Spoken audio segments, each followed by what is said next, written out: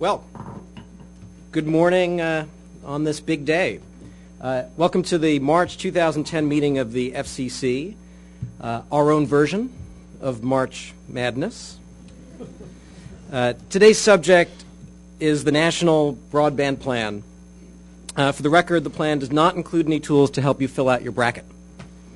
And that's it for the that's it for that. I know everyone is eager to get to the plan, so let's do it. Without further ado, Madam Secretary, would you please introduce our agenda for this morning? Thank you, Mr. Chairman. Good morning to you and good morning, Commissioners. Today's agenda includes one panel presentation and one item for your consideration. First, you will hear a presentation of the National Broadband Plan.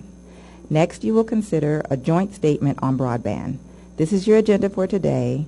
The first item will be a presentation of a National Broadband Plan for our future. Thank you. We are very fortunate to be joined by Blair Levin and members of his incredible team who will talk, of course, about the National Broadband Plan. By way of introduction, a few words about the road to get here. The extraordinary process leading to this national broadband strategy has been unprecedented in its openness and transparency, unprecedented in its breadth and depth of participation, unprecedented in its professionalism, and unprecedented in its analytical rigor. The process involved the FCC's first comprehensive series of staff-level workshops with 36 meetings attracting over 2,500 participants in the room and online. The 31 public notices issued were the most ever for a single proceeding, generating over 23,000 comments, totaling more than 74,000 pages. There were also multiple commission-level field hearings outside of Washington, around the country, engaging with businesses, entrepreneurs, academics, and citizens in an ongoing, interactive, and productive process for the last many months. More firsts involved the broadband team's use of new media tools. This included the FCC's first blog, which attracted more than 500,000 page views and generated 1,200 comments, all of which were entered into the official record. Americans shared over 680 specific, concrete ideas and comments on IdeaScale and interacted with the team via Twitter and Facebook, all firsts. Thanks to the engagement driven by the broadband and new media teams, the FCC has over 330,000 followers on Twitter, more than its true William Shatner. Yes, we are boldly going. Many of the ideas voted on by the IdeaScale community made the final plan, as did, of course, ideas and facts and data supplied in connection with the workshop and interactive public comment process, as well as ideas from my commission colleagues and their staffs. I'm also pleased by the excellent and productive level of cooperation between the FCC, other federal agencies, and Congress. I couldn't be prouder of the broadband team that drove this process and pulled the plan together as part of an agency-wide process that enlisted the talent and expertise of every single bureau and office at the FCC.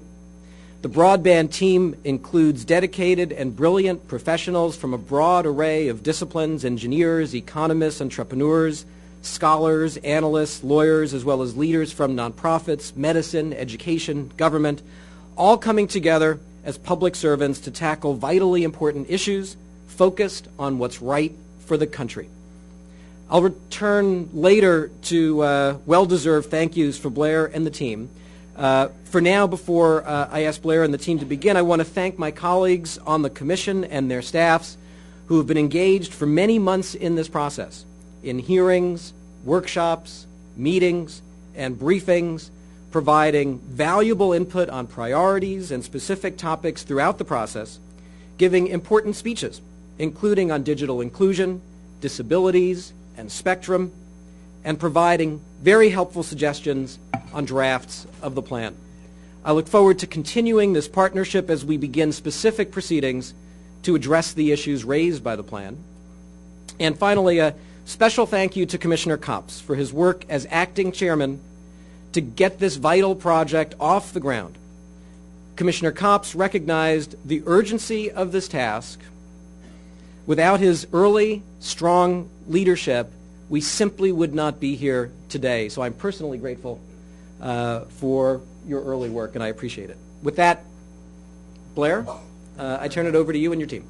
Thank you very much, Mr. Chairman, Commissioners, and let me echo what you just said about Interim Chair Copps, who so graciously started this process and invited me and us all to this. In every era, America must confront the challenge of connecting the nation anew. Above all else, this plan is a call to action to meet that challenge for our era. If we meet it, we will have networks, devices, and applications that create new solutions to seemingly intractable problems.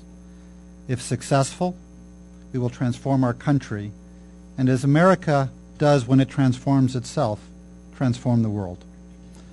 Though that is a bold claim, it is consistent with meeting the challenge that Congress gave us. The congressional mandate was unique in the annals of this institution, or perhaps any institution of the federal government. Congress was visionary in asking for a holistic plan that asks us not just to consider how we connect, but also what we do with the connections. Congress understood that broadband is a profound enabling technology whose impact will ripple throughout every aspect of our economy and society. Congress asks us to assure the presence of a platform for innovation that connects every American and brings an information revolution to every sector of our economy. Much as electricity transformed the American economy of the early 20th century, broadband internet access will drive increased productivity and innovation across many industries while enabling the creation of new ones. The electric grid fundamentally changed our lives by allowing us to use energy in new ways, and similarly, the broadband internet will transform the ways we disseminate, aggregate, and access information and knowledge. We have done a number of presentations before, some of which were very long. This time will be brief. The plan is now online. I should note that it is not an interactive version, but an interactive version will be online within a few days. Many of the key recommendations in this plan have already been discussed by you all and in the public, and we're not going to review those all today. In many ways, this document, which we're very, very proud of, does speak for itself, and we look forward to people reading it and reviewing it. But to discuss briefly how this plan will help our country take advantage of the opportunities that Congress saw, I'd like to turn to my colleague, Dr. Carlos Kirshner. Thank you, Blair. I'd like to make only 2 points about this amazing plan. First is about the ecosystem. Most people may have thought that an FCC-driven broadband plan would focus solely on networks. But I don't think you have to come from Silicon Valley like I do, and I'm sure my accent gives it away. It's a Silicon Valley accent. If you live there, you understand. To remember, so you don't have to be from there to know that the Internet became the platform it is today when Mosaic came into existence, and then Netscape. And you can observe today that the iPhone and other smartphones are just changing the way people use broadband. So a real broadband plan, a real broadband strategy has to consider networks, devices, and applications. It has to consider the ecosystem. And the plan was designed to ensure that government uses the levers it has at its disposal to create consumer choice and create opportunities for private investment to drive a better, healthier ecosystem. My second and last point is about the plan's impact. If implemented, this plan will hopefully accelerate multiple positive transformations, maybe some revolutions. Blair mentioned electricity. It changed the way we live and work. And in the same way electricity did this in the 20th century, the printing press did it in the 15th and the 16th century. By changing the way that knowledge was captured, disseminated, and acquired, it created revolutions that no one could foresee at the time. I'm sure, even though I cannot prove, and it's not in the record, that in the 16th century, many people said, oh, I've seen things like books before, not that useful. But they ushered the Enlightenment. They ushered the scientific revolution. They ushered the nation state. They changed the world. In the same way today, broadband will change how knowledge is acquired, created, shared, and disseminated. And will change the world. It will revolutionize the world. And this plan tries to accelerate that. I'm very happy for the opportunity to have participated in the creation of this plan. I want to thank you all for that. And I think now the hard work starts. It's the work of implementing the recommendations and making sure that America has the best broadband infrastructure in the world, the best applications, the best devices that will create jobs, drive productivity, and increase our standard of living. Thank you. I'd now like to ask Eric Garr to make a few comments. Great. Like many technology executives, I read the Recovery Act with great interest when I heard that Congress decided to make an investment in broadband.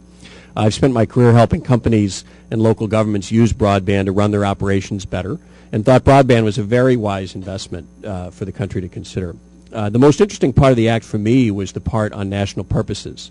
As someone who's worked in a lot of different industries, I was always puzzled why you would go in one industry like banking and see broadband everywhere, and then you'd go to another industry like healthcare and think, boy, there's just a lot more that we could do.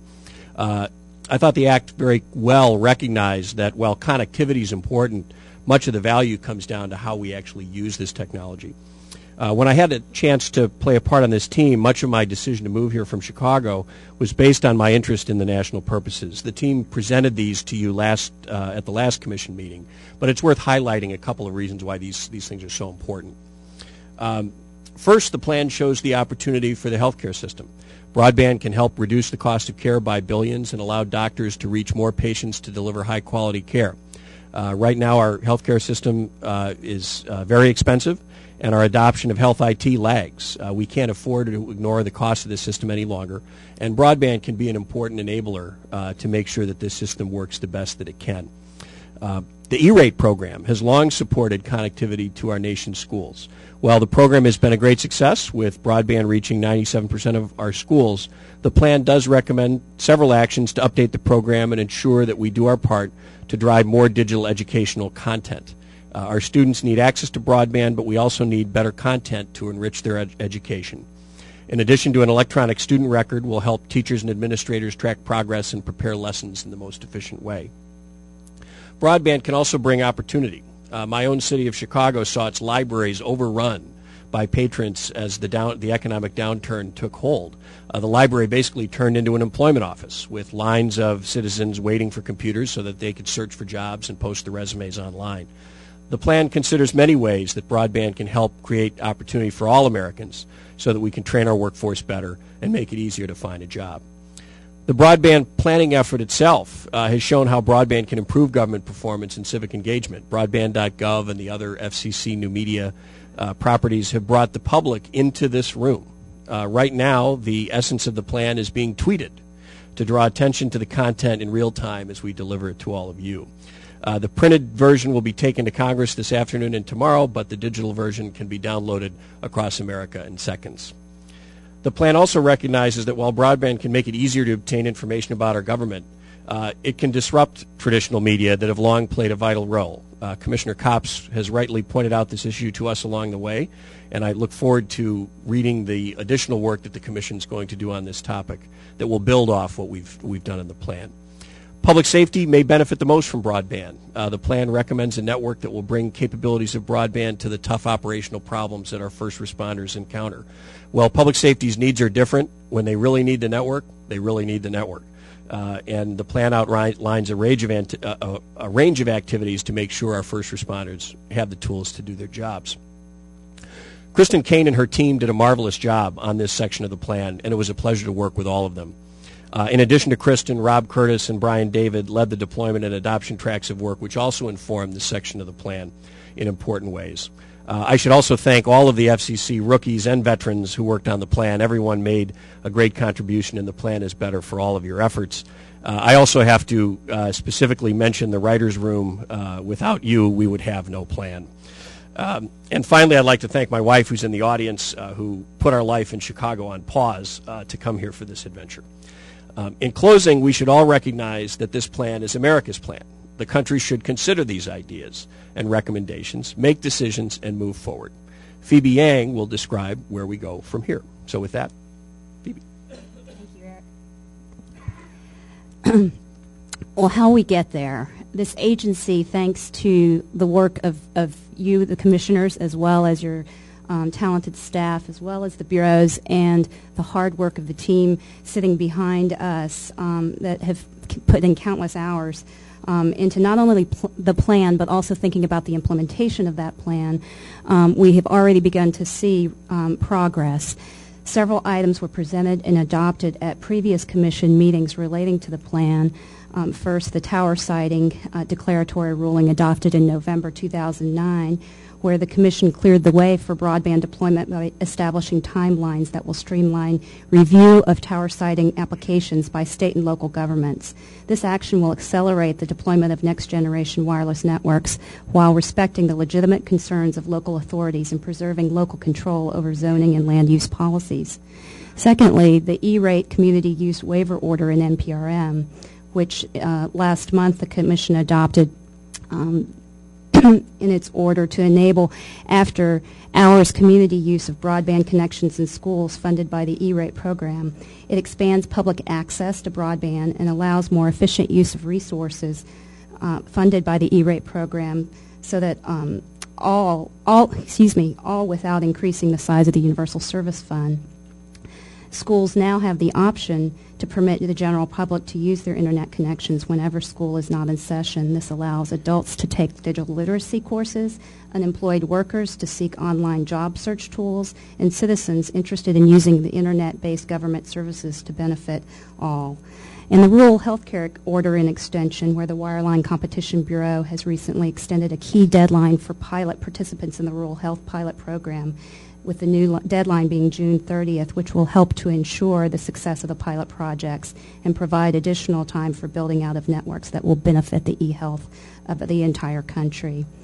Moreover, as many of you know, consumer tools have been recently launched, including last week the FCC launching the beta version of a new set of consumer tools on the FCC.gov and Broadband.gov sites that will allow the data gathering of both fixed and mobile broadband connections around America.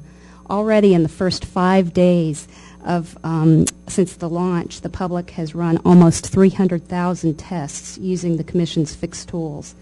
This is enabling the Commission to create new data that will be fed into the National Broadband Map, which is being created in partnership with NTIA and is due next February.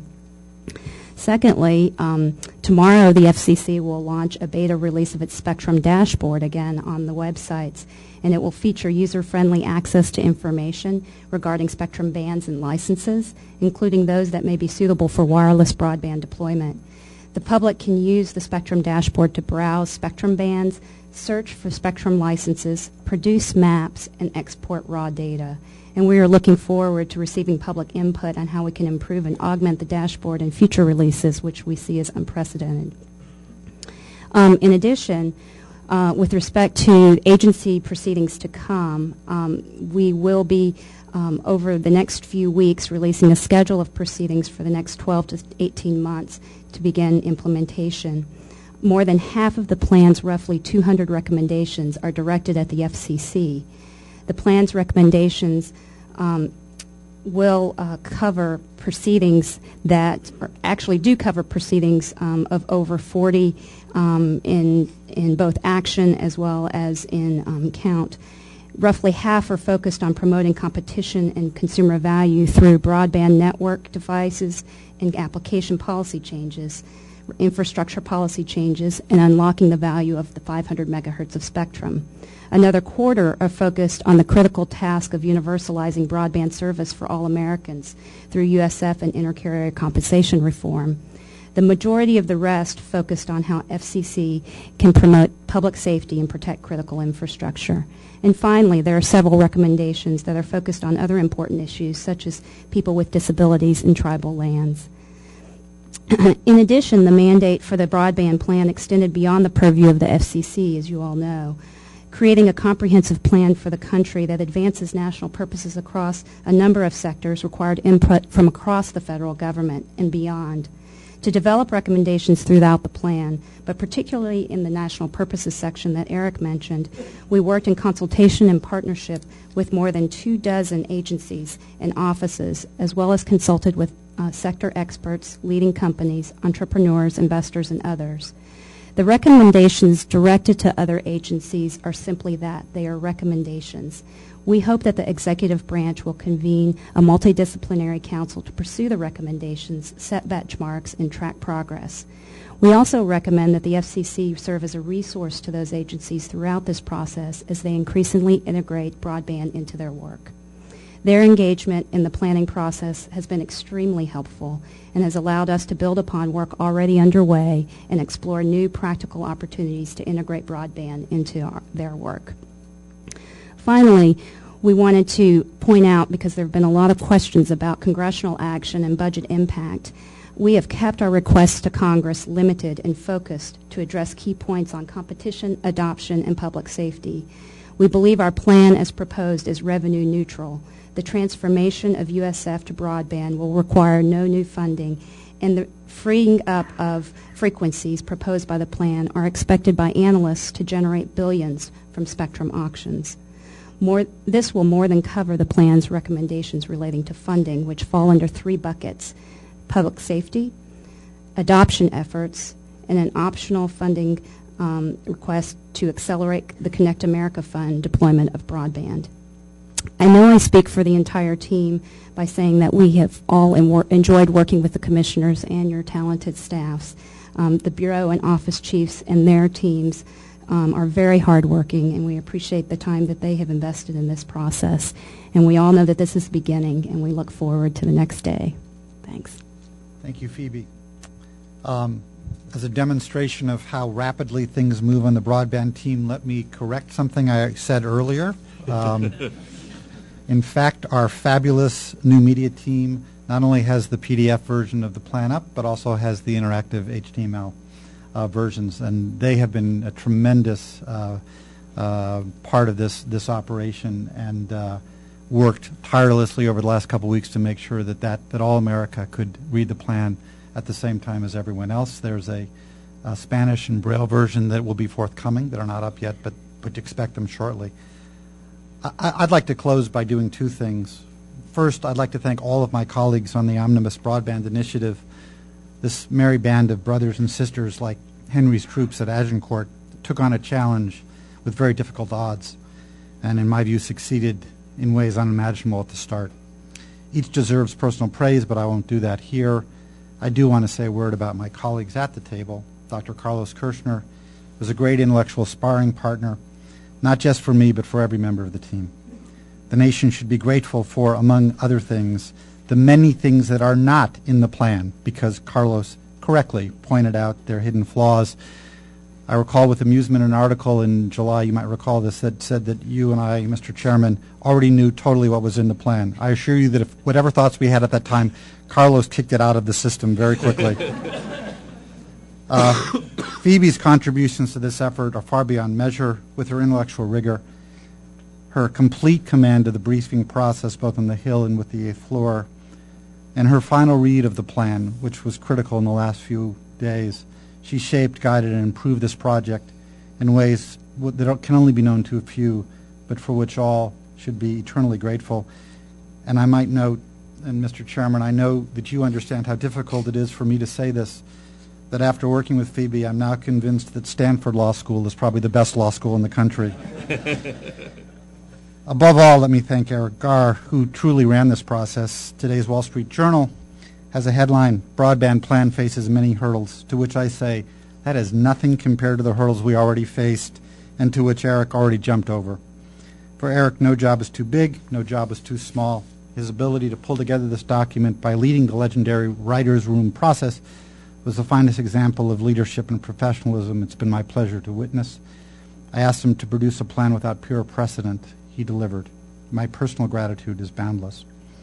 And finally, a final thought on the plan. This is my 8th appearance in 9 months in this room, and my last. I have sat with each of you at least a half dozen times privately in your offices to discuss any topics you wish to discuss.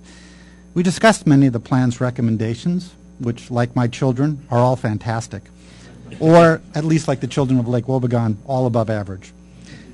But my final thought is not to suggest that you adopt them all without change, precisely the opposite. This plan is in beta and always will be. Like the Internet itself, the plan should change in light of new developments. Implementation requires a long-term commitment to measuring progress and adjusting to improve performance. So I know I speak for all of the team when I say we welcome any improvements that the notice and comment process develops. But evaluation is no excuse for paralysis. The important point now is to act. One of the great lessons in my life was taught to me decades ago by a Benedictine monk named Donald Nicol, who said, crises are brought about by the failure to work in the interstices. This plan is an attempt to prevent crises by doing the work in the interstices. We know there's a crisis coming with universal service. We know the current inter-carrier compensation system is not sustainable. We know we will face a spectrum crunch. We know the cost of digital exclusion is growing, leading to crises on many fronts. We know that America is behind the world in using the power of broadband to solve critical national problems. And if we don't, it will cause all kinds of crises throughout the economy. The value of this plan will be judged ultimately by what comes of it, by the actions you take, not just the ideas we have. Back in September, when we gave you an interim update, Commissioner McDowell told us that while we did well on the midterm, only the final exam counts. Based on the preliminary reactions from the public, from industry, from many other stakeholders, I think we've more than passed. But today, your exam begins. History will judge us all by how efficiently and effectively you address the problems this plan tackles.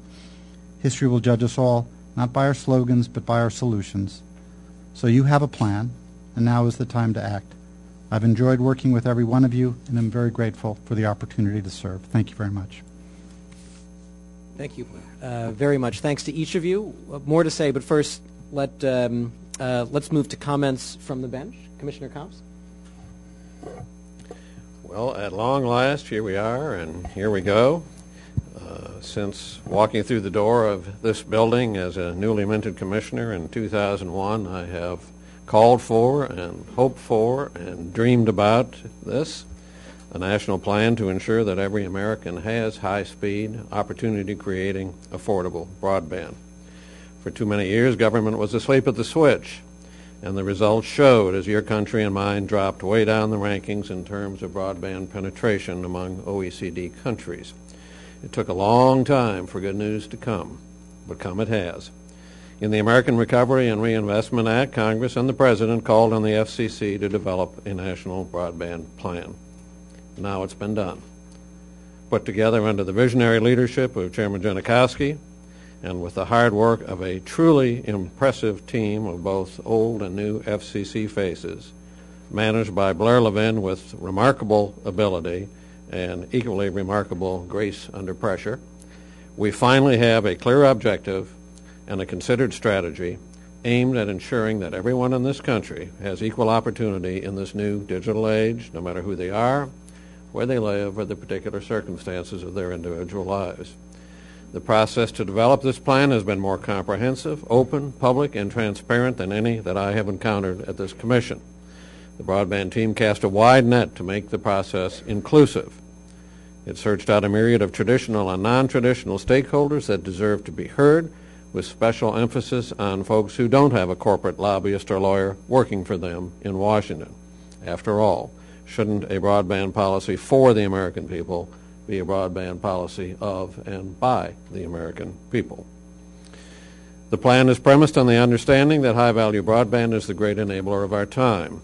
This technology infrastructure intersects with just about every great challenge confronting our nation today: jobs, business growth, education, energy, climate change, the environment, international competitiveness, health care, overcoming disabilities, opening doors of equal opportunity, news and information, our democratic dialogue, to name only the most obvious.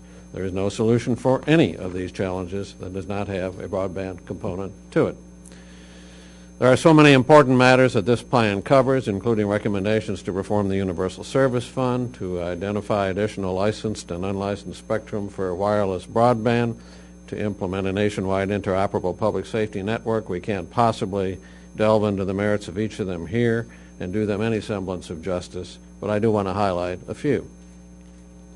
Foremost among them is digital inclusion. Every one of our citizens must have access to this enabling technology in order to participate fully in 21st century life. This is not something that would be nice for us to do. It is everyone's right, and I think of it, as a civil right to have this kind of access, because access denied is opportunity denied. America can no longer tolerate having digital divides between races and ethnic groups, between haves and have-nots, between those living in big cities and those living in rural areas or tribal lands, between the able-bodied and persons with disabilities. There is a huge and potentially debilitating irony here.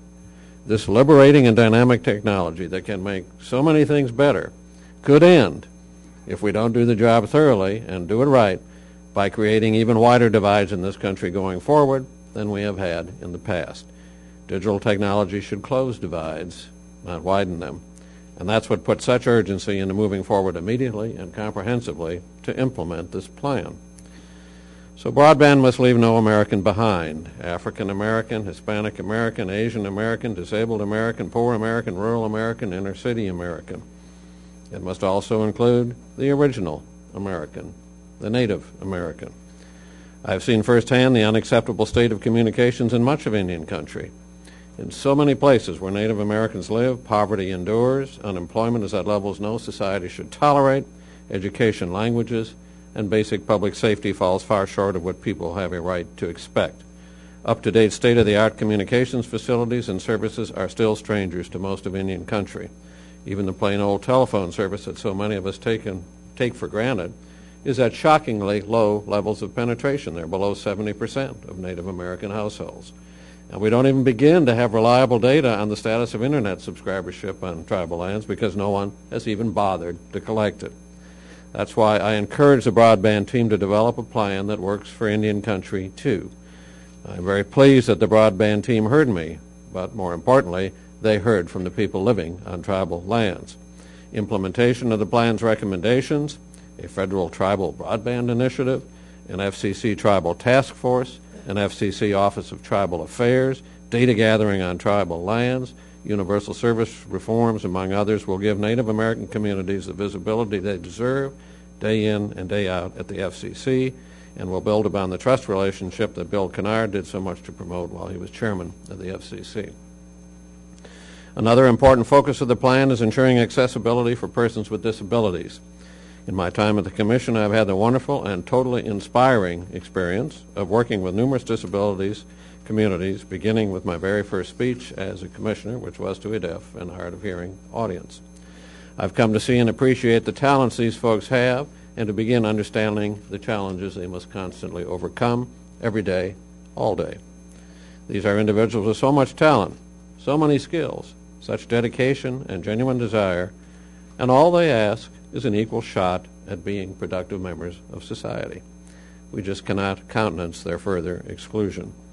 At a broadband hearing that I chaired at Gallaudet University to solicit their input into the plan, we saw how new technology can change lives and create opportunities for people who want to be and who need to be full participating mainstream citizens. We made some progress in recent years, and no question about that, but there is so much still to do. Implementation of the recommendations in the plan, a broadband accessibility working group, and an accessibility and innovation forum, among others, will help ensure that communication services, equipment, and content are accessible to persons with disabilities. And just last week, the Commission demonstrated its renewed commitment to address the very important issue of accessibility for all by naming Karen Pelt-Strauss, a longtime advocate for and champion of disabilities rights issues, to lead the Commission's implementation of the accessibility components of the plan. I congratulate the chairman on this election, and I'm very grateful to Karen for agreeing to take on this very important job. Inclusion of all Americans is all the more important given the critical role broadband will play in informing our civic dialogue and stimulating civic engagement in our democracy. We are late in understanding the broad civic implications of broadband as we begin to migrate so much of our national conversation to the Internet. America's future town square will be paved with broadband bricks, and it must be accessible to all and reflect the diverse voices of our diverse country. Sustaining democracy by effectively informing all of our communities in the digital age goes, in my humble opinion, to the core of what we are trying to achieve and what we must achieve as we implement this plan. With high-speed internet, those who are connected have the world at their fingertips. For the unconnected, that world is beyond reach. Already we see a blossoming participatory and experimental culture on the net. We see evolving new platforms that astound us, from smartphones to tablets to the advent of at-home 3D viewing, and we can communicate with someone on the other side of the world as easily as with our next-door neighbor. But an increase of technology does not, by itself, guarantee a more informed citizenry. A 2009 study indicates that as a country we now consume in excess of 1.3 trillion hours of media per year. Yet the production and distribution of essential news and information content has never been more in doubt. The same hyper-speculation and consolidation that wreaked such havoc on so much of our economy began early with media, and the destruction was compounded by the almost complete dismantlement of public interest oversight of our broadcast stations, decimating news, newsrooms, and news media. A new Pew Research Center report shows a 50% decline in network news reporting and editing capacity since the 1980s. This just came out yesterday, and a 30% drop for newspapers since 2000. The pink slips that have replaced pay stubs for so many thousands of beat journalists and the evaporating state of watchdog journalism have left us, to be frank, on a starvation diet when it comes to nourishing our democratic dialogue. A serving of America's daily news and information is about 500 calories short of a healthy meal. Opinion should feed on facts, not on more opinion. And right now, neither our traditional nor our new media is supplying the nourishment we need to maintain the health of the body politic. If we don't tread carefully, we will have a society with plenty of fat-filled chatter, but not enough of the protein of fact. Terabytes of opinion, but an empty cup of investigatory journalism to tell us what's really going on. Information aplenty about celebrities and weather, but a famine of real local, national, and international news. And this is not just about the future, it's about the present, too. So it's a two-pronged challenge we face. First, ensuring that the Internet of the future can support the information infrastructure which democracy requires. And second, for the years immediately ahead, stemming the decline of traditional media journalism that still supplies the overwhelming bulk of our news and information. What we need urgently to avoid is seeing the same harms that have been visited upon our present-day media inflicted on the new media of the digital age. So I'm pleased that the National Broadband Plan recognizes the need to come to terms with the news and information implications of the digital transition. And I'm also pleased that the Commission has launched a separate, but really inherently related, examination focusing on the future of media and information needs of communities in a digital age. A commission without steady focus on this would ignore one of the core implications of broadband infrastructure. This is an area where public policy needs to be proactive. Technology in and of itself is neutral. It can do great harm, it can do great good. What determines the outcome is what we make of it. In closing, there is so much teed up by this plan. The public safety chapter is based on a level of data and analysis far better than anything the Commission previously had available. The emphasis on ICT research and development is long overdue, something, by the way, that the statute instructs us to consider, but which has gone largely ignored for the past several years, much to the nation's competitive detriment. And the commitment that I see throughout this document to digital literacy for the young and for all of us strikes another chord that I have been sounding for several years. If broadband is to become the platform and the venue for most of our communications, how can we not supply the training and the education that people need to use it and to control it? Each of us would have, I suppose, some variations on the plan that has been prepared. And of course, implementation of the plan will entail many difficult decisions.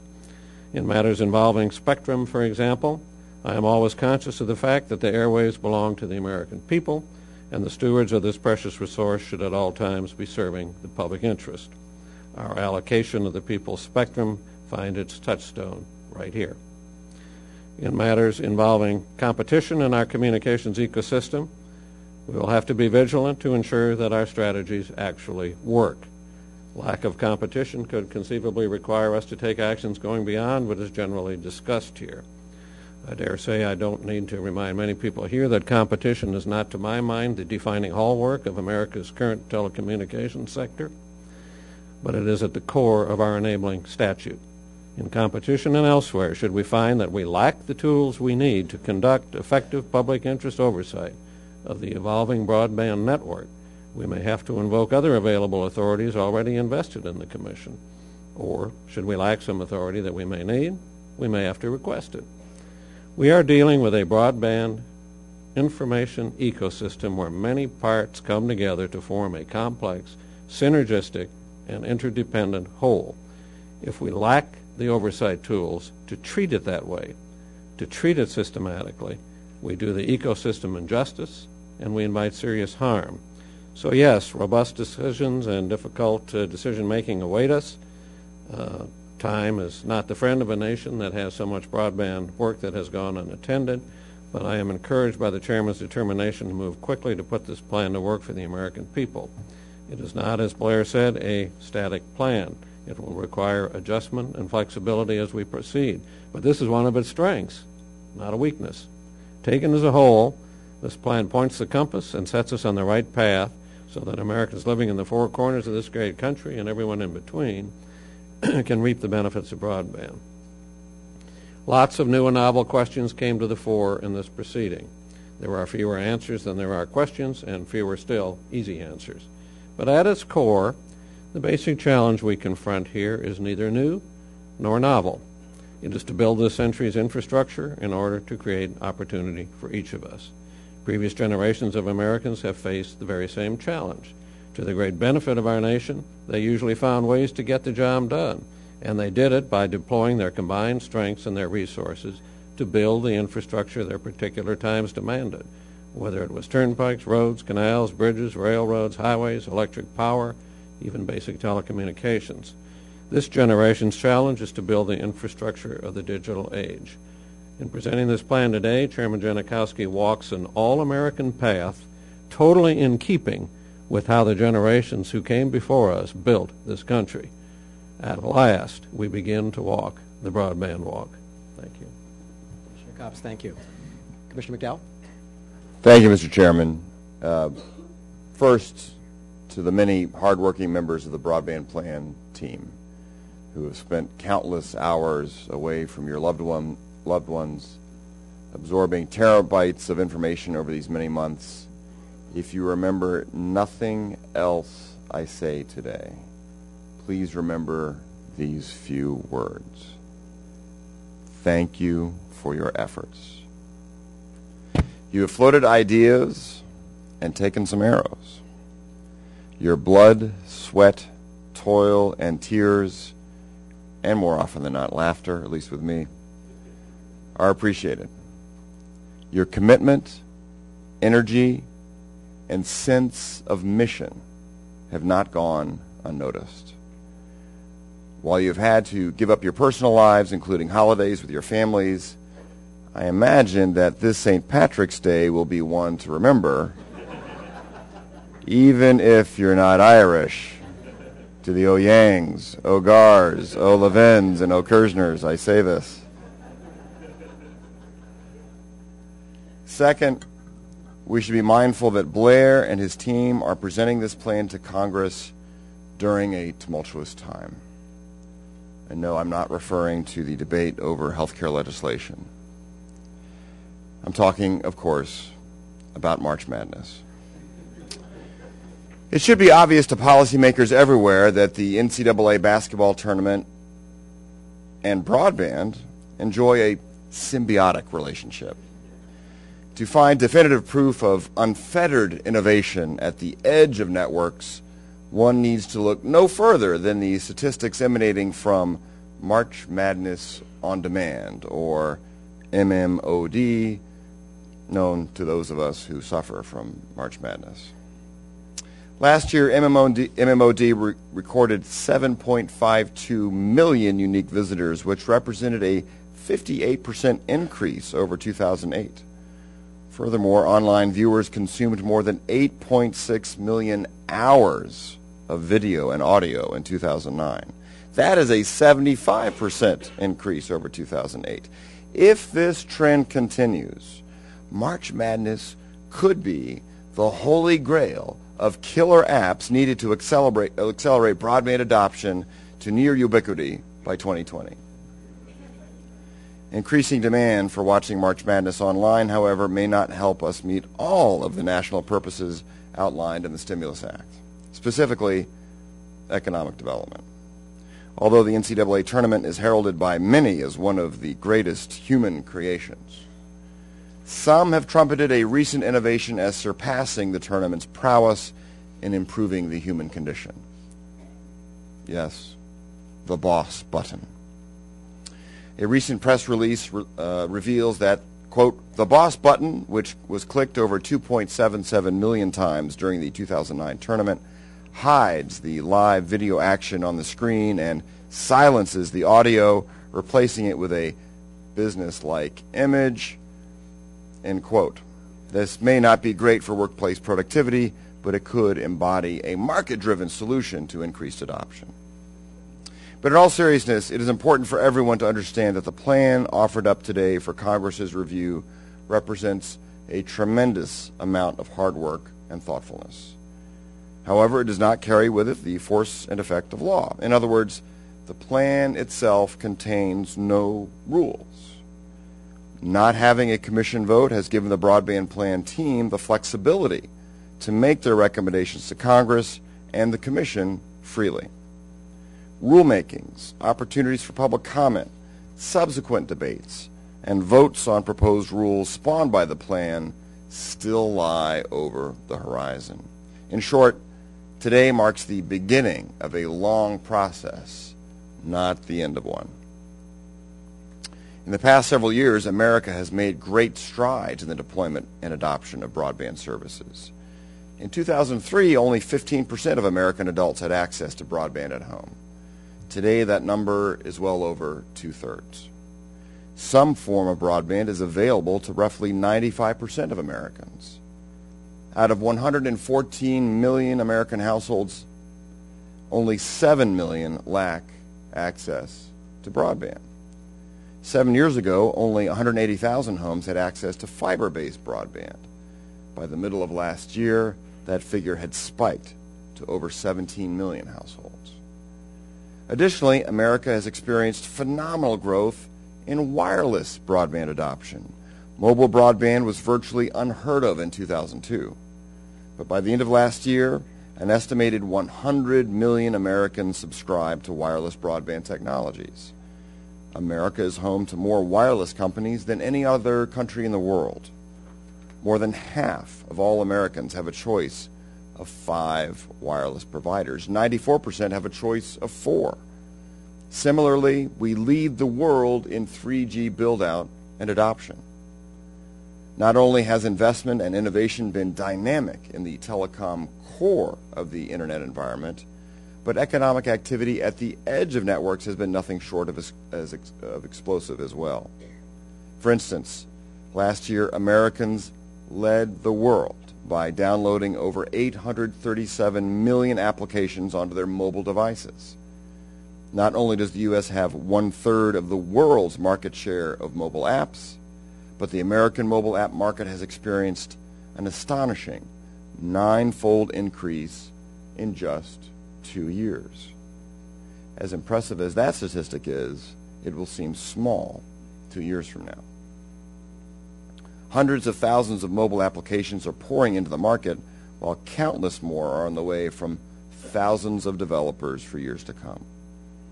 As a direct result of adopting policies that ensure the net would be regulated only with a light touch, the Internet environment is growing and evolving faster than any individual, company, or government can measure. Today, the net operates in an open and free marketplace where innovation and investment are thriving. In fact, some estimate that private sector investment in broadband infrastructure exceeded $60 billion last year alone. As the Commission and Congress move to consider the ideas offered up by the Office of Broadband Initiative, we should make sure that, first and foremost, we do no harm. For instance, Cable modem services alone are available to 92% of American households. Merely by upgrading cable systems with the DOCSIS 3.0 system, which is expected to happen over the next few years anyway, over 104 million American homes will have access to speeds of up to 100 megs. In other words, unless the government provides disincentives to investment, the plan's goal of reaching 100 million households with 100 meg services should be attained well before 2020 if we allow current trends to continue in an unfettered manner. I look forward to working with my colleagues to adopt policies that allow investment, innovation, competition, and adoption in the broadband market to continue to flourish. Now, as we go forward, I agree that some aspects of the plan deserve further investigation. For example, although the plan places great emphasis on long-term spectrum needs, and rightfully so, I'm hopeful that we will also consider ideas that call for more efficient use of the spectrum.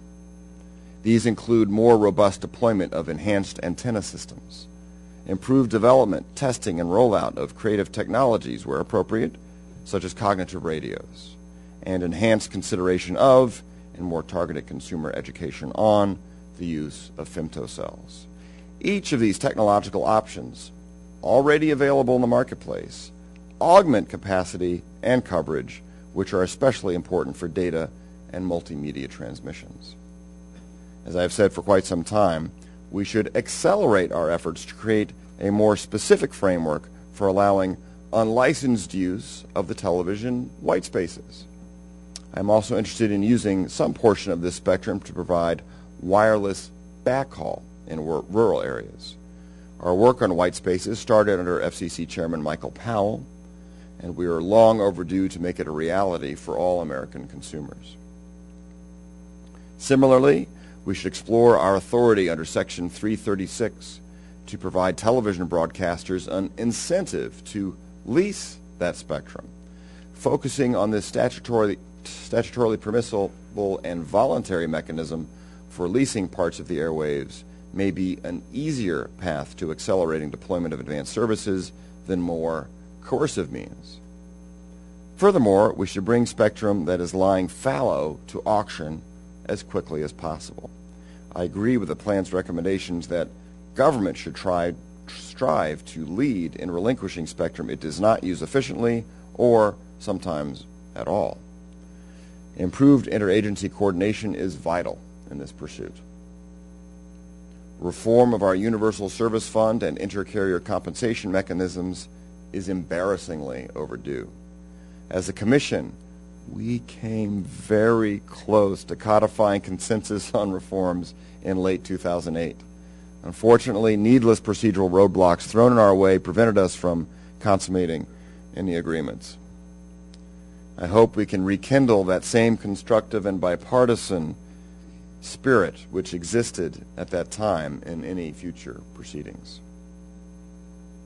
Since 2007, I have said that any USF reform must accomplish 5 basic objectives. The Commission must, number 1, contain the growth of the fund. Number 2, broaden the base of contributors.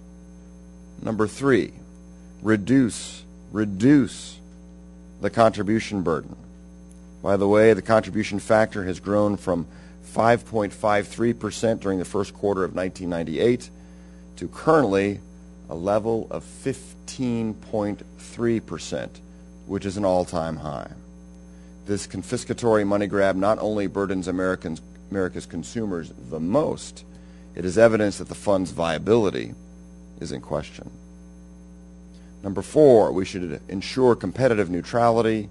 And number 5, of course, we should continue to eliminate waste, fraud, and other abuses of the system. All of this should be accomplished before embarking upon any effort to alter the distribution system. I'm sure that the plan contains many ideas that I can support, and further study of it will reveal such proposals in the days to come. At the same time, though, I would be remiss if I did not point out some ideas that do give me some concern. First, the plan opens the door to classifying broadband services as old-fashioned monopoly-era circuit-switched voice telephone services under Title II of the Communications Act of 1934. Broadband deployment and adoption have flourished in the absence of such regulations.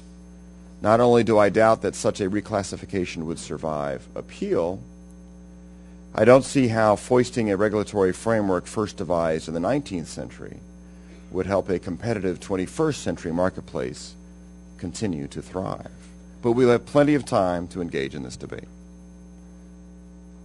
Second, the plan implies that the Commission should mandate the unbundling of fiber and other network elements that have been deployed since the agency deregulated some of these components.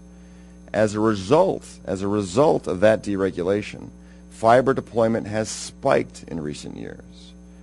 Rather than reverse course, the Commission should ensure that any future actions will not create regulatory uncertainty and litigation risk that could scare away capital investment. Third, the plan refers to the elephant in the room, a proceeding that has shadowed the plan since last fall, the open internet or net neutrality proceeding. Although the plan does not take a position on that proceeding, and I give it credit for that, I take this opportunity to reiterate my serious concerns regarding this agency embarking on such a regulatory journey to begin with. Additionally, I question the recommendation that appears to ask Congress to fund a new communications venture that, unlike current funding for public broadcasting, would cover new online digital platforms and expand the eligible pool of applicants beyond FCC license holders. I cannot in good conscience today endorse new federal spending for this or other ideas contained in the plan when our government is spending record amounts by taking on monumental levels of debt, all while America's families and businesses are cutting their budgets in an attempt to restore fiscal responsibility. In the same spirit, I'm concerned that the plan may have given new life to ideas that could result in the imposition of new taxes on the Internet. Federal preemption of Internet taxation could be beneficial, but only if it results in more freedom. Furthermore, although the recommendation that Congress amend the fair use provision of the Copyright Act has been the subject of recent constructive edits, it is still not clear how broadly the plan's proposal actually sweeps. Copyright issues in the digital era are highly complex. More importantly, policies that support strong enforcement of property rights, including intellectual property rights, will encourage the creation of more compelling content that could help spur broadband adoption. I look forward to learning more about the concept behind this recommendation. When it comes to the plan's discussions regarding set-top boxes, I caution the Commission to tread gingerly. Technological mandates by the government almost never result in robust innovation. In fact, history shows that such mandates, more often than not, are counterproductive. It is my hope that if the Commission is to act at all in this area, it start with a notice of inquiry to explore whether any further action is necessary. Finally, after the Commission's workshop on capital investment in the broadband sector last October, I was hopeful that the plan would contain a chapter discussing and making recommendations on the ideas several commenters submitted in the record regarding tax incentives to spur more broadband deployment and adoption. Helping to elevate that discussion could lead to new ideas that could further our goal of greater broadband ubiquity. In sum, today's plan is the product of countless hours by the undaunted broadband plan team. Now is the time to debate their recommendations in a positive, constructive, and civil manner. While we may disagree at times on the best paths to follow during our upcoming journey, we can agree on at least the primary destination, a country that offers faster broadband access to more Americans at affordable prices. And now it is time to get to work on this important endeavor.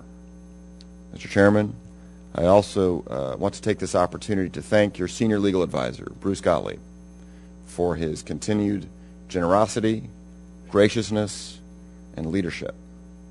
It goes without saying that I look forward to working with you, all of my colleagues, and the entire FCC team in our effort to achieve our common goals. Thank you very much. Thank you. Commissioner Clyburn. Thank you, Mr. Chairman. At the outset, I want to express my gratitude to the entire OBI team and to the bureaus and offices for completing this mammoth task. For far too long, we have lacked a comprehensive vision for achieving universal broadband deployment and adoption, and for how we could create an environment wherein all Americans could seize the tremendous opportunities afforded by broadband. You have met this challenge by delivering such a vision, and I commend you all on your extraordinary efforts in getting us there. While each member of the team deserves credit for their role in putting together the plan, I want to thank in particular Brian David, Dr. John Horrigan, Elise Cohn from the Adoption and Use team, Sharon Gillette, and Carol Meddy, who labored over universal service, and Nick Sinai from the Energy team, who is not here but who is always working. Each of you spent countless hours with me and my staff over the past 7 months. Your patience, thoroughness, and hard work undoubtedly produced a superior plan, and I thank you for your service. I want to address what's at stake for the Commission going forward. As Commissioner Copps noted, now that we actually have a national broadband plan, our work is just beginning. The plan lays out a strong roadmap, and it is now our responsibility to put those words into action. While there are many positives about where we stand today, there is clearly room for improvement. Just consider, in the almost 9 years since the tragic events of September 11, 2001, we are no closer to a nationwide interoperable public safety network. Nearly 1/3 of Americans, that's 93 million Americans, have not adopted broadband at home, meaning they cannot easily apply for most jobs offered by Fortune 500 companies, nor take advantage of essential educational, health care, or small business opportunities available on the Internet. An apparent lack of meaningful competition in the broadband ecosystem has consumers in the crosshairs, giving the handful of providers the power to raise rates even on those who can least afford it, seemingly at will. The plan is being unveiled at a crossroads in our nation's telecom policy. Down one path, we could fall prey to the familiar bureaucratic tendency to grind things to a halt, search for reasons to say no, and fail to take any meaningful action. Down another path, we could tackle the challenge before us, foster competition to encourage innovation and investment, work towards universal access and digital literacy, and enable our first responders to protect and defend our country during the moments that call for emergency communications. Let there be no doubt that the only responsible option is the latter path. We must not succumb to the threats of special interests or the familiar blanket assertions that all government involvement is suspect. Now is the time to be bold and seize the moment before us.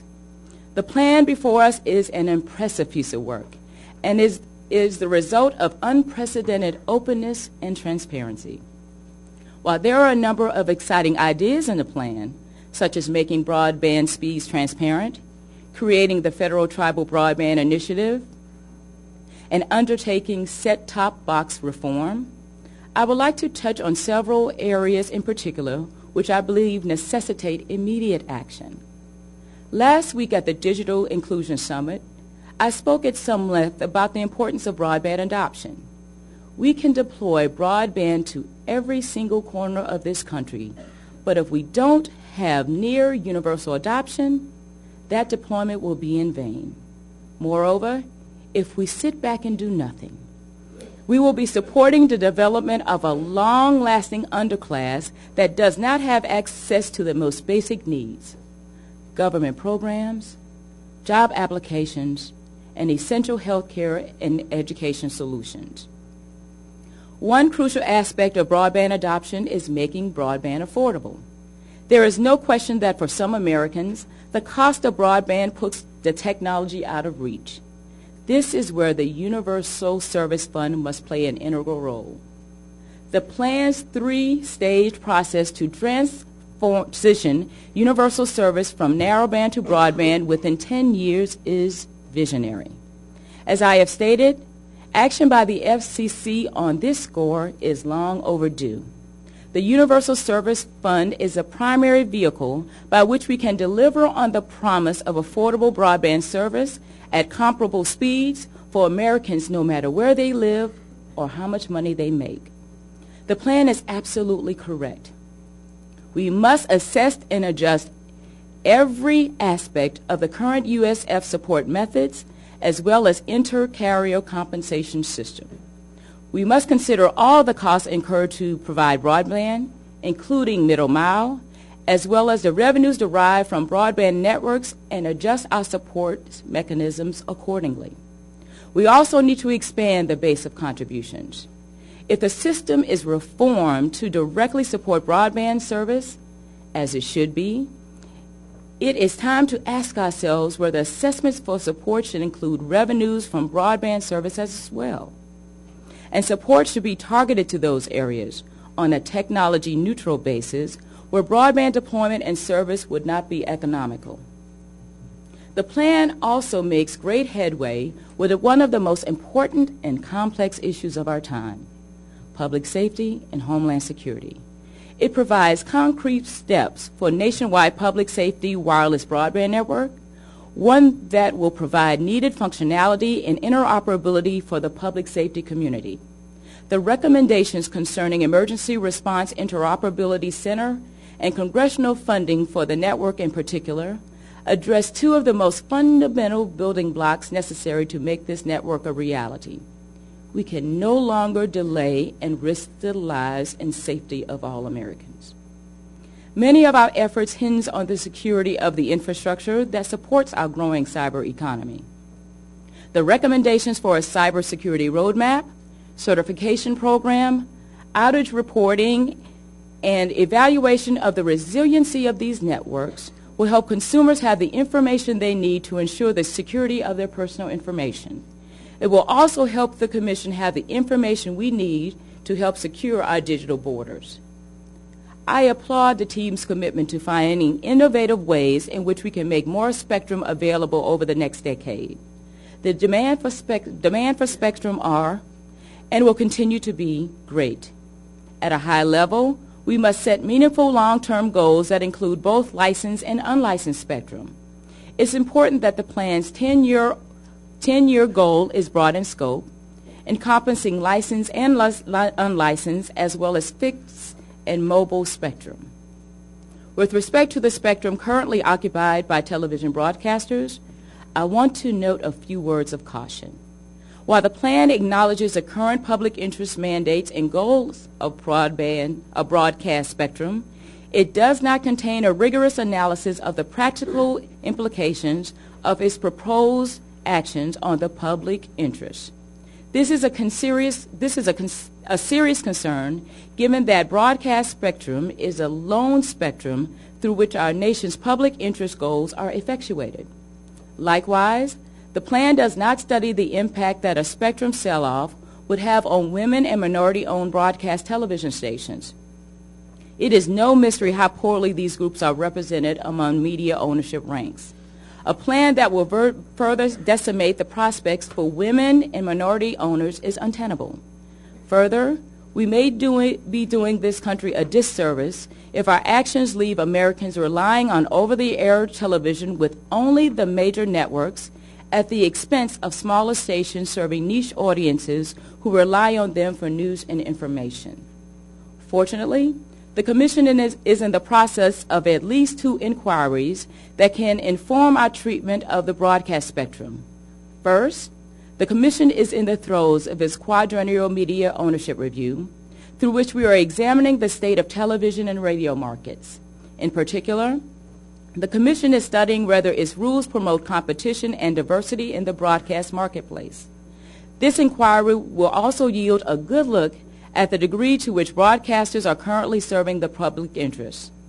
Second, the Commission recently undertook an inquiry into the future of media and information needs of communities. This process hopefully will help us answer some essential questions that may shed light on contracting the broadcast spectrum. For example, what will the effect of moving this spectrum from broadcast to mobile use be on the delivery of local news and information? I am concerned about sacrificing an essential service to our communities in favor of new apps that have nothing to do with ensuring that we have meaningful access to news and information critical to our daily lives. It is unclear at this point whether the Internet can currently replace those trusted sources. I do support the plan's efforts, however, insofar as they recognize that the broadcast spectrum is not being used efficiently across the board. If broadcasters are not using the spectrum we have given them for free, then it should be put to different use. Broadcasters must be partners in this endeavor. I look forward to working with all of the parties to develop a long-term solution that makes sense in light of the valid concerns that we have expressed today. Finally, I would like to say a word about what is perhaps the greatest single driver of a meaningful approach to a national broadband plan, and that is competition. Competition is the best method for ensuring better prices and services for consumers and the ultimate incentive for investment and innovation. If we are serious about connecting America, about leading the world technologically and economically, about ensuring that all consumers, no matter their income level or geographic location, have sufficient access to online services, then we should be very concerned about the competitive state of broadband service. The Commission must stand ready to act where competition is lacking and be willing to use all available tools to protect consumers and to inject meaningful competition into the marketplace. Only then will consumers benefit from affordable prices, high-quality service, and innovative applications and services that improve the quality of their lives. Thank you to the Chairman, his staff, the Commission staff, and the folks from OBI who worked tirelessly to produce a thoughtful and comprehensive plan for America. I look forward to being actively engaged in all of the Commission's proceedings that emanate from the plan, and I welcome the dialogue and debate that would ensue as we seek to get this right. Mr. Chairman, what an incredible day. Thank you. Thank you, Commissioner Clyburn. Commissioner Baker. All right. I would like to add my heartfelt thanks to Blair and Eric and Phoebe and Carlos and the entire team of OBI, and as well as to your spouses and your families. I hope that your turn in public service has encouraged and inspired you the way that you have us. Having overseen a 2008 Networked Nation reported NTIA, which on some scale was about the broadband policies and the status of broadband in America, I know the difficulty that you faced in collecting and analyzing this disparate data. You have accomplished a tremendous amount in your time here, and I hope that many of the innovative ways that you have gone about your task, such as incorporating new media technologies and fostering broader participation, will become standard procedures here at the Commission. My thanks as well go to the career FCC staff, whose support made this process more coherent and relevant. While there are places where I would have made different recommendations and suggestions, nothing that I might say should be seen to diminish my recognition and gratitude to each of you for your efforts. Thank you all very, very much for your hard and dedicated work. Turning to the issues at hand, I think it's important to acknowledge the separate tasks that we are here to accomplish this morning. We're first here to receive the National Broadband Plan, and we're second here to support a joint statement on the importance of broadband to our nation. In so doing, we initiate a process to increase the availability and adoption of broadband across the country. Indeed, I expect that efforts to promote broadband development and adoption will be central to the Commission's work for years to come. I look forward to working constructively and cooperatively with the Chairman and his team as we address these issues. I feel it is particularly important that the Commission focus on some key aspects of the plan that warrant prompt government attention. The adoption of a comprehensive spectrum plan, long overdue universal service reform, the deployment of a national interoperable broadband network for public safety, and other policy challenges. The evidentiary record of the plan demonstrates that widespread broadband availability from a variety of platforms has become a reality for most Americans. 95% of Americans, or 290 million people, have terrestrial broadband access, a remarkable achievement in a country that is large and diverse as ours. Broadband competition is healthy and vibrant. The plan finds that over 80% of households have access to more than one broadband provider today, providing service over 4 megabits. Tens of millions more have access to competing mobile broadband providers. With respect to adoption, 10 years ago, only 6.8 million Americans subscribed to terrestrial broadband services. In difficult economic times, approximately 2/3 of Americans now subscribe to a roughly $40 a month service. Under a light-touch regulatory regime in both the Clinton and the Bush administrations, we have gone from a narrowband dial-up world to a multi-platform broadband world by crafting a regulatory framework that promotes facilities-based competition in lieu of prescriptive government requirements. We have worked constructively in a bipartisan fashion to eliminate economic and regulatory barriers to infrastructure investment and broadband deployment. Private industry from every communication platform has responded to this consistent framework with substantial network investment and the deployment to the great benefit of consumers. To reach the rest of America and to promote more widespread adoption, the broadband plan suggests an aggressive and a full agenda for the Commission for 2010 and beyond. As I have said, since I arrived here at the FCC, one area for prompt government attention is spectrum policy. As 4G solutions begin to be deployed, the promise of additional intermodal broadband competition and more innovative new usage are right around the corner. However, the success of the state-of-the-art mobile broadband depends on our ability to align our spectrum policies correctly with the changing needs of consumers and industry. Other nations have already begun this process. With its digital dividend well in sight, Europe seeks to make up to 200 megahertz available for mobile broadband. Germany is on the verge of auctioning 340 megahertz of additional spectrum in 4 prime bands. In Asia, Japan is reportedly planning to make spectrum blocks totaling 500 megahertz available for 4G deployments. The U.S. must act similarly to lay the foundation for the next generation of mobile innovation, machine-to-machine communications, mobile health, and a meaningful alternative to fixed broadband. I salute the team for identifying the need for more comprehensive, long-term approach to spectrum management. The United States needs a spectrum plan that expands on proven, flexible, market-oriented policies to facilitate spectrum access, wireless innovation, and competition.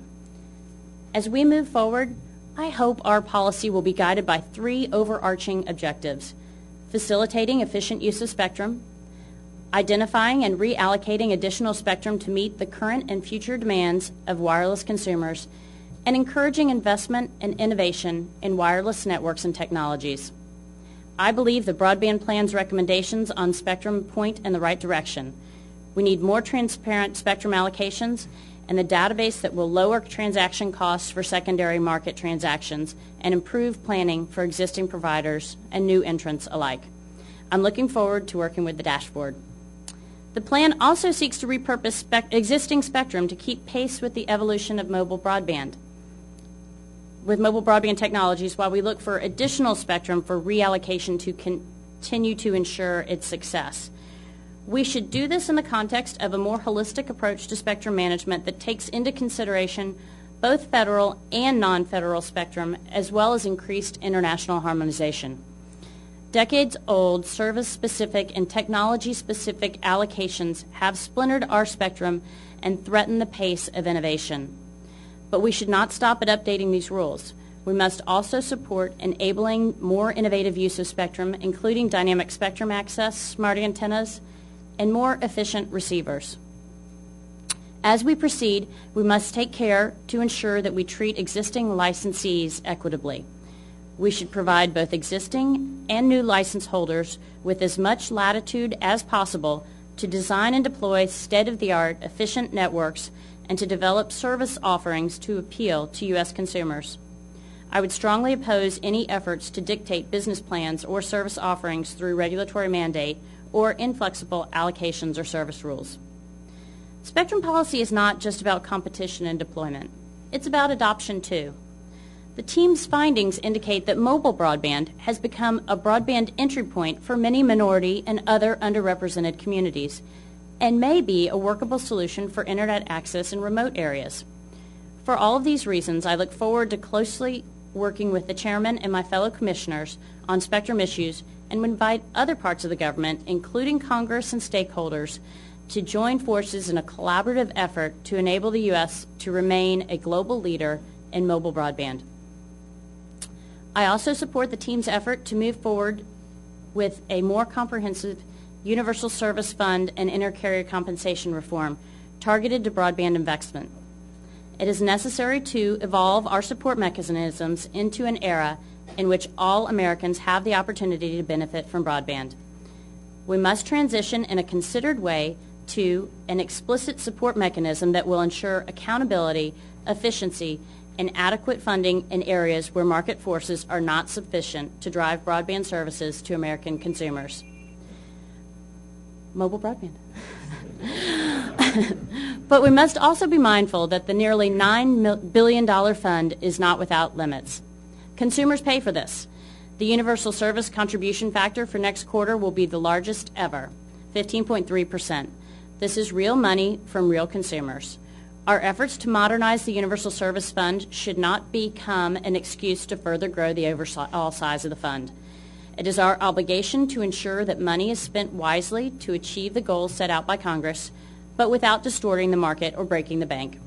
The plan gives us helpful recommendations to begin this process. I also believe the broadband plan's focus on public safety is well placed and long overdue.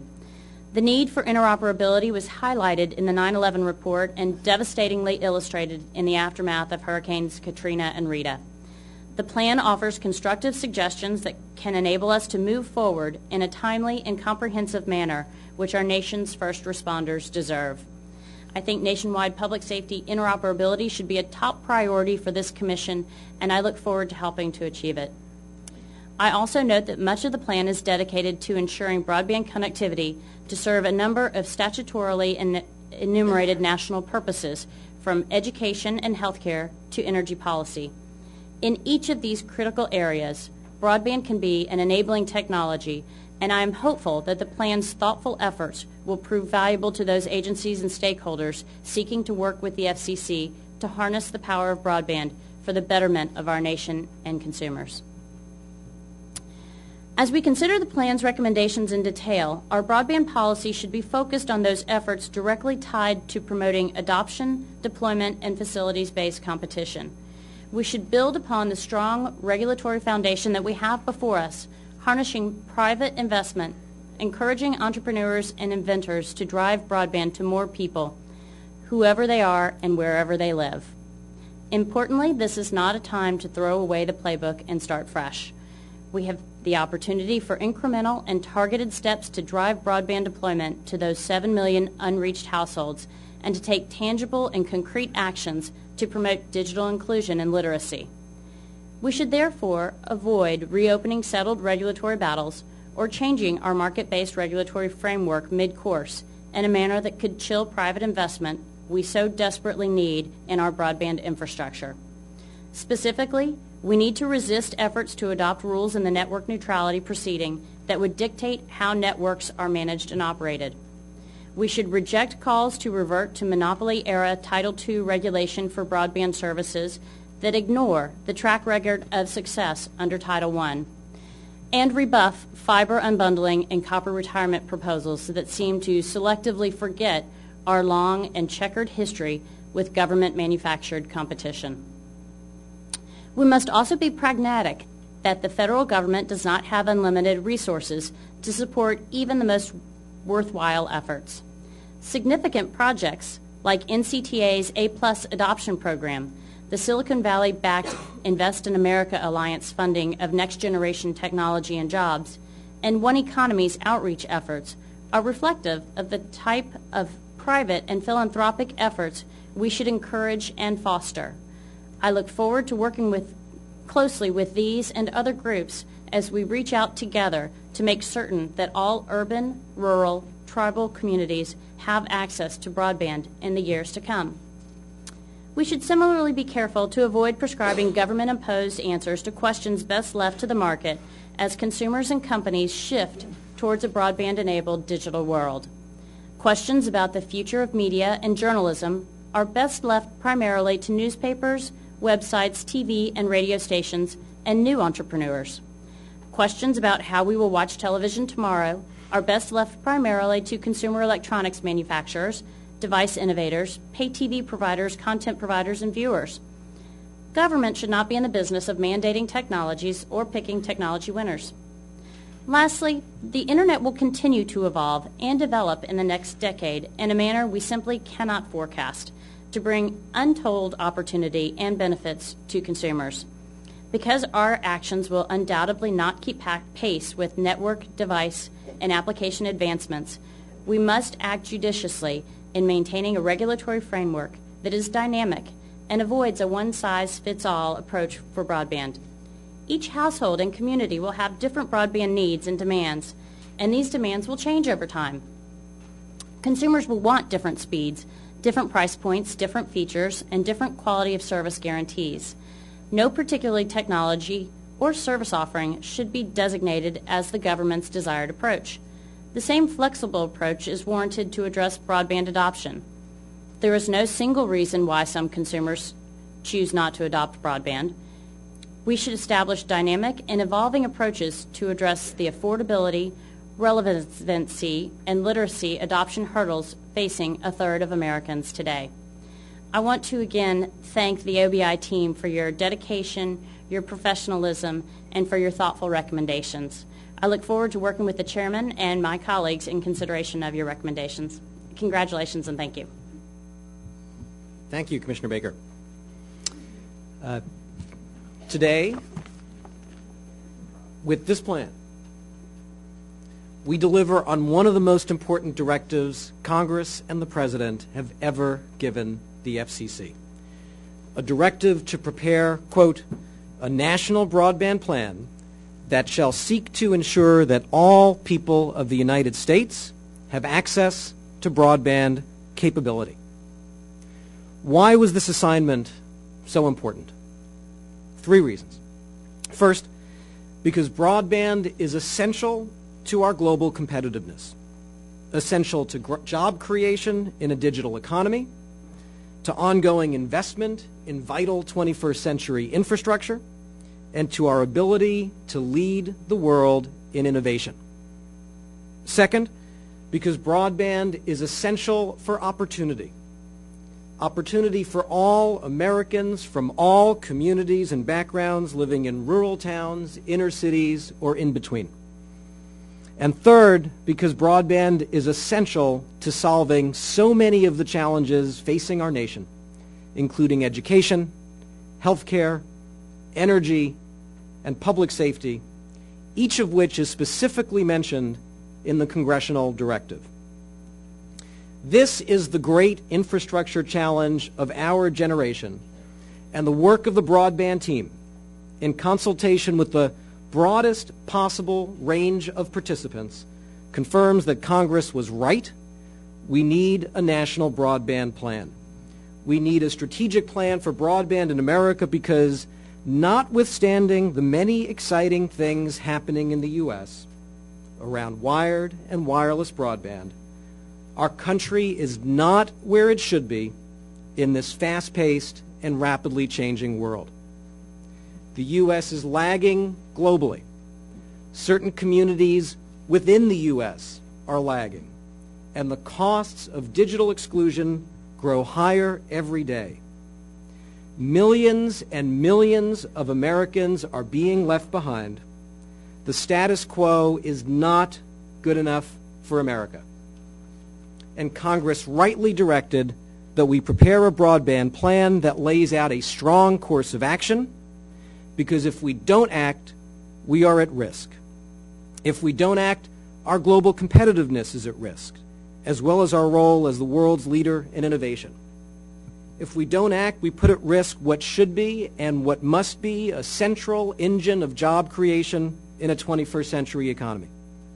If we don't act, we put at risk the promise of America as a land of opportunity, stranding on the wrong side of the digital divide a host of American communities, rural Americans, low-income Americans, minorities, seniors, tribal communities, and Americans with disabilities, too many of whom will be left fighting the challenges of a 21st century world with 20th century weapons. If we don't act, we put at risk too many of our children who won't have the tools they need to be successful members of the new economy and engaged citizens in our democracy. If we don't act, we put at risk and will surely delay the benefits and cost savings from e-government and smart grid, e-textbooks and distance learning, electronic health records, and remote diagnostics. If we don't act, we put at risk our opportunity to lead the world in mobile. We put at risk the vitality of our small businesses and entrepreneurs, whether in farming communities, small towns, or technology incubators. And we put at risk the ability of our first responders to obtain the tools they need to keep us and themselves safe. The stakes are high and place upon us an enormous responsibility. The National Broadband Plan that this team has prepared and that we received today is the plan for action and the call for action that these times demand. We must act, and we will act, with an urgency that meets the moment. We have already begun, as Phoebe mentioned, with orders speeding up tower siting and increasing E-rate flexibility, releasing new tools for participation and for measuring broadband speeds. These are down payments on an important agenda. We will act to achieve the ambitious goals in the plan, goals including 1 gigabit to every community, affordable 100 megabits to 100 million households, and raising broadband adoption from 65% to 90%, heading to 100%, in a third the time it took for telephone service. And the same principles that guided the creation of this plan will guide its implementation, including processes that are open, participatory, fact-based, and analytically rigorous, and that take advantage of information technology to allow us to do our job better. A recognition of the transformative power of high-speed internet, particularly around the spread of knowledge and information and the potential for benefit-producing innovation that we can imagine and that we can't. The essential role of private investment in extending broadband networks across our nation. As many billions of dollars have already been invested, we need many billions more from many companies throughout the broadband ecosystem. The profound importance of competition to bring consumers the best services at the best prices and to spur world-leading innovation and ongoing private investment. The necessity of tackling vital inclusion challenges and promoting universal digital literacy so that everyone, everywhere can enjoy the benefits of a broadband that is open, safe, and trusted. A recognition that government has a crucial but restrained role to play, focusing with laser-like precision on efficient and effective solutions, especially when it comes to unlocking the potential of spectrum, licensed and unlicensed, and promoting efficiency in spectrum use and devices. Reforming the Universal Service Fund from yesterday's communications to tomorrow's in a prudent, determined way by cutting, capping, and transforming. Providing cutting-edge communications tools to first responders. Cutting red tape around use of public rights-of-way and working to reduce the costs of private investment. And fully empowering consumers and citizens. Especially in these challenging economic times, a focus on job creation, investment, and fiscal responsibility is mandatory, and I'm pleased that the plan proposes ideas that are revenue neutral, even before looking at the benefits from job creation and new investment. The plan is idealistic, but not ideological. From my time in the private sector, I have personal appreciation for its focus on the vital role of private investment and competition and on providing real solutions to real problems. I appreciate its nature as a living, breathing, strategic blueprint that will be reviewed and revised in light of experience and growing knowledge. I appreciate it as a page turner. I appreciate it for the tough decisions the team made on what to put in the plan and not, and to focus discussion on serious and thoughtful initiatives to solve real problems, not on stale debates or shadowboxing. I appreciate the plan's identification not only of the risks we face if we don't act, but what is possible if we do, unleashing on behalf of all Americans the power of a technology with the greatest potential to advance our economic and social well-being since the advent of electricity. In bringing us to this important moment at this important time in history, I deeply appreciate the work of the broadband team, this incredible group stretching throughout this agency that has received unprecedented commendation for its extraordinary work. The breadth and depth of the support and praise for the broadband effort is amazing. In a space where consensus can certainly be elusive, more than 3,000 companies and nonprofit organizations have applauded the broadband team and FCC staff work and vision, including companies throughout the broadband ecosystem, large enterprises and small businesses, wired and wireless, hardware and software, network and edge, and also including leading organizations representing consumers and unions, as well as major philanthropic foundations, many of whom, all of these groups, have called for a broadband plan for a long time, and today's actions stand on the shoulders of their efforts.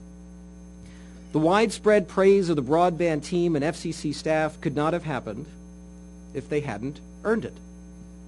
It could not have happened without the full participation and energetic commitment of every bureau and office at the agency, and it could not have happened without, I'm proud to say, the skill and tireless excellence of the staff in the chairman's office. And I want to specifically thank and acknowledge Eddie Lazarus, Colin Kroll, Bruce Gottlieb, as well as Maria Gaglio and Danny Ornstein. The historic plan released today, of course, owes more than can be described to the effective management and intellectual leadership of the broadband team, including the group sitting at the table today: Eric Garr, Carlos Kirchner, Phoebe Yang, also the team leaders who have presented at prior commission meetings so impressively, and the full staff around the agency that has worked so hard and so well. The group has been an all-star team, as strong as any I've seen inside or outside government. The work has been nonstop for many months. In the last 75 grueling days, the team's star field captain, Eric Garr, and the group from the writer's room have set new records for commitment and excellence that will be very hard to match. They owe much, we all owe much to their families who have tolerated and encouraged, sometimes one, sometimes the other, the incredible work of this team. The team are heroes and their families are heroes. And finally, of course, none of this could have been possible without the group's extraordinary leader-in-chief, Blair Levin. When I asked Blair to take on this challenge, I was certain of two things. First, that he was by far the best person in the country for the job, and second, that he would never do it. The challenge of leading development of the broadband plan has required a set of skills that are basically impossible to find in one person. The ability to understand at the highest levels technology and economics, the businesses of the 20th century and the 21st, policy and law, complex strategic interrelationships, as well as the fundamental needs of ordinary Americans. In leading the broadband team, Blair has displayed all of these skills and more. He has seen around corners, identified problems and solved them, and delivered on opportunities for consensus. He has been tough when toughness was needed and flexible when flexibility was required. He has been a friend, the guy you want in the foxhole, a brilliant and effective chief executive of the broadband operation, and a model public servant. The public owes many tons, terabytes of gratitude to Blair Levin and to the members of the Omnibus Broadband Initiative from across the FCC staff. Always on is a phrase used to describe broadband internet. It's a phrase that applies oh so well to the broadband team on the 6th floor and throughout the building. Any hour of the day, any day of the week for the past many months, the team has been working relentlessly on behalf of the American people. I would like to ask everyone who is here in this room today on this important day who has worked on the broadband plan to stand up, please.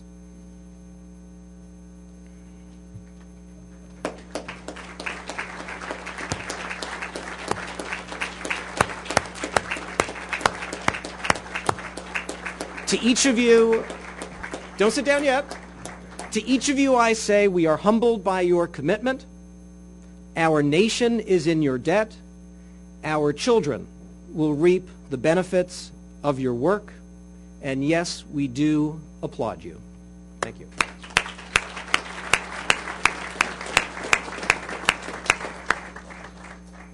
With that, Madam Secretary, would you please announce the next item on the agenda? Mr. Chairman and Commissioners, the next item on your agenda will be presented by the Wireline Competition Bureau. Sharon Gillette, Chief of the Wireline Competition Bureau, will give the introduction.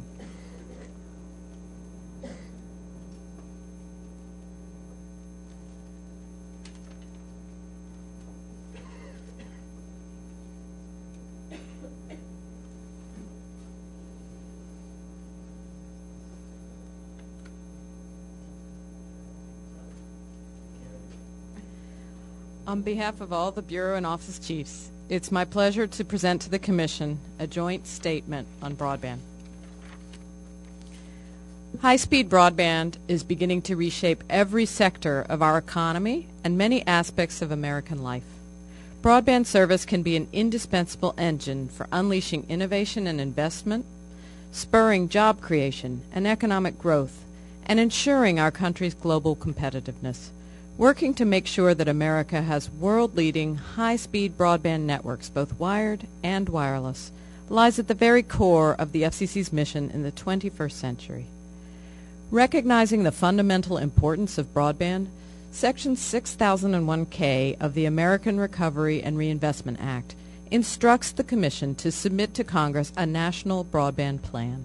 Specifically, Section 6001K2 requires the plan to analyze mechanisms for ensuring broadband access by all people of the United States, provide a detailed strategy for achieving affordability and maximum usage, and include a plan for use of broadband to advance national purposes such as education, health care, energy, and public safety.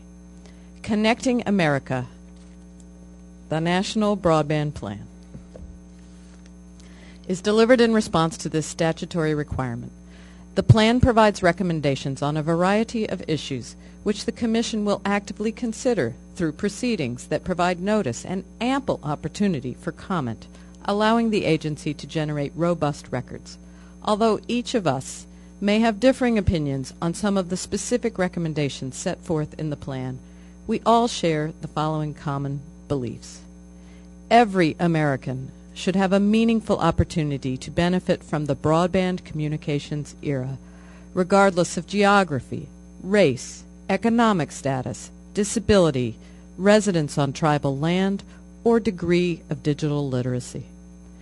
Continuous private sector investment in wired and wireless networks and technologies, and competition among providers are critical to ensure vitality and innovation in the broadband ecosystem, and to encourage new products and services that benefit American consumers and businesses of every size. Strategic and prudent policies toward public resources like spectrum will benefit all Americans by meeting current and future needs and by promoting continued innovation, investment, and competition. The nearly $9 billion Universal Service Fund and the Intercarrier Compensation System should be comprehensively reformed to increase accountability and efficiency, encourage targeted investment in broadband infrastructure, and emphasize the importance of broadband to the future of these programs. Our nation should harness the tools of modern communications technology to protect all Americans, including by enabling the development of a nationwide, wireless, interoperable broadband network for the nation's first responders. Ubiquitous and affordable broadband can unlock vast new opportunities for Americans in communities large and small with respect to consumer welfare, civic participation, public safety and homeland security, community development, healthcare delivery, energy independence and efficiency, education, worker training, private sector investment, entrepreneurial activity, job creation and economic growth, and other national purposes. Thank you, Mr. Chairman and Commissioners. And let us proceed to a vote on that statement. All in favor, say aye. Aye. All opposed? The ayes have it. So ordered. And congratulations to all. Before we adjourn, do any of my colleagues have any announcements? I would like to, Commissioner Copps preempted me, but join all of us in welcoming Karen Peltz-Strauss to the Commission, one of the real leaders in the community on issues involving Americans with disabilities and communications technologies. We're very fortunate to have her at the Commission, and it's a recognition of the importance of this topic to all of us. So welcome, Karen. Thank you all. If my colleagues have no further announcements, Madam Secretary, please announce the date of the next FCC meeting. The next agenda meeting of the Federal Communications Commission is Thursday, April 22nd, 2010. Thank you very much. This concludes the meeting.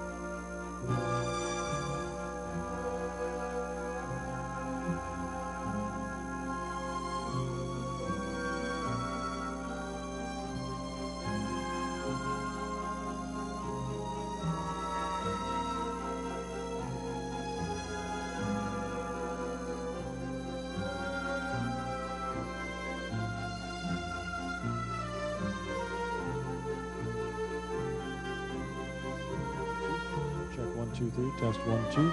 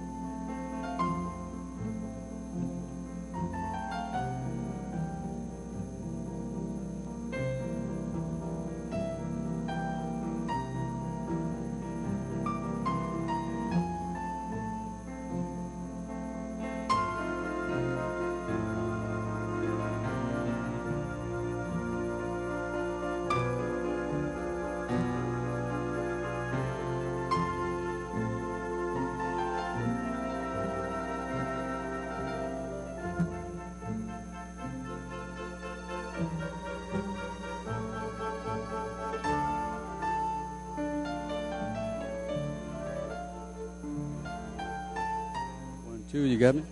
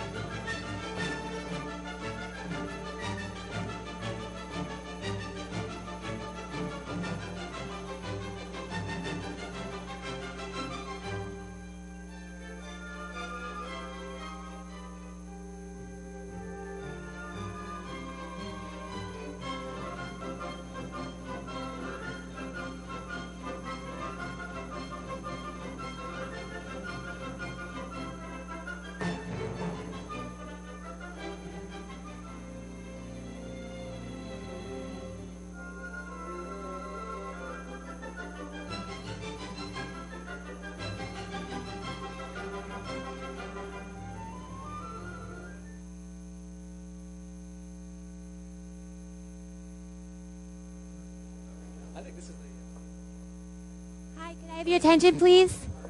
Could we please clear the room for the press conference? Thank you.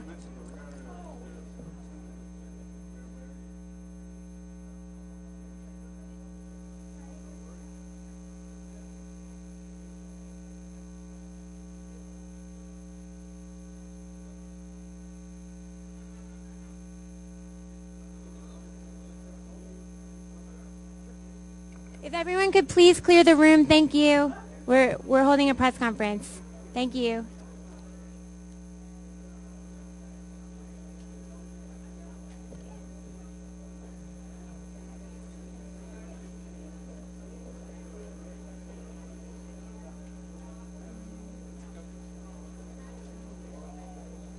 Hello, everyone. I apparently neglected to welcome a delegation that's here from Mexico. Here for the meeting. We welcome you to the FCC. You came on quite a day, and happy to take some questions. All right.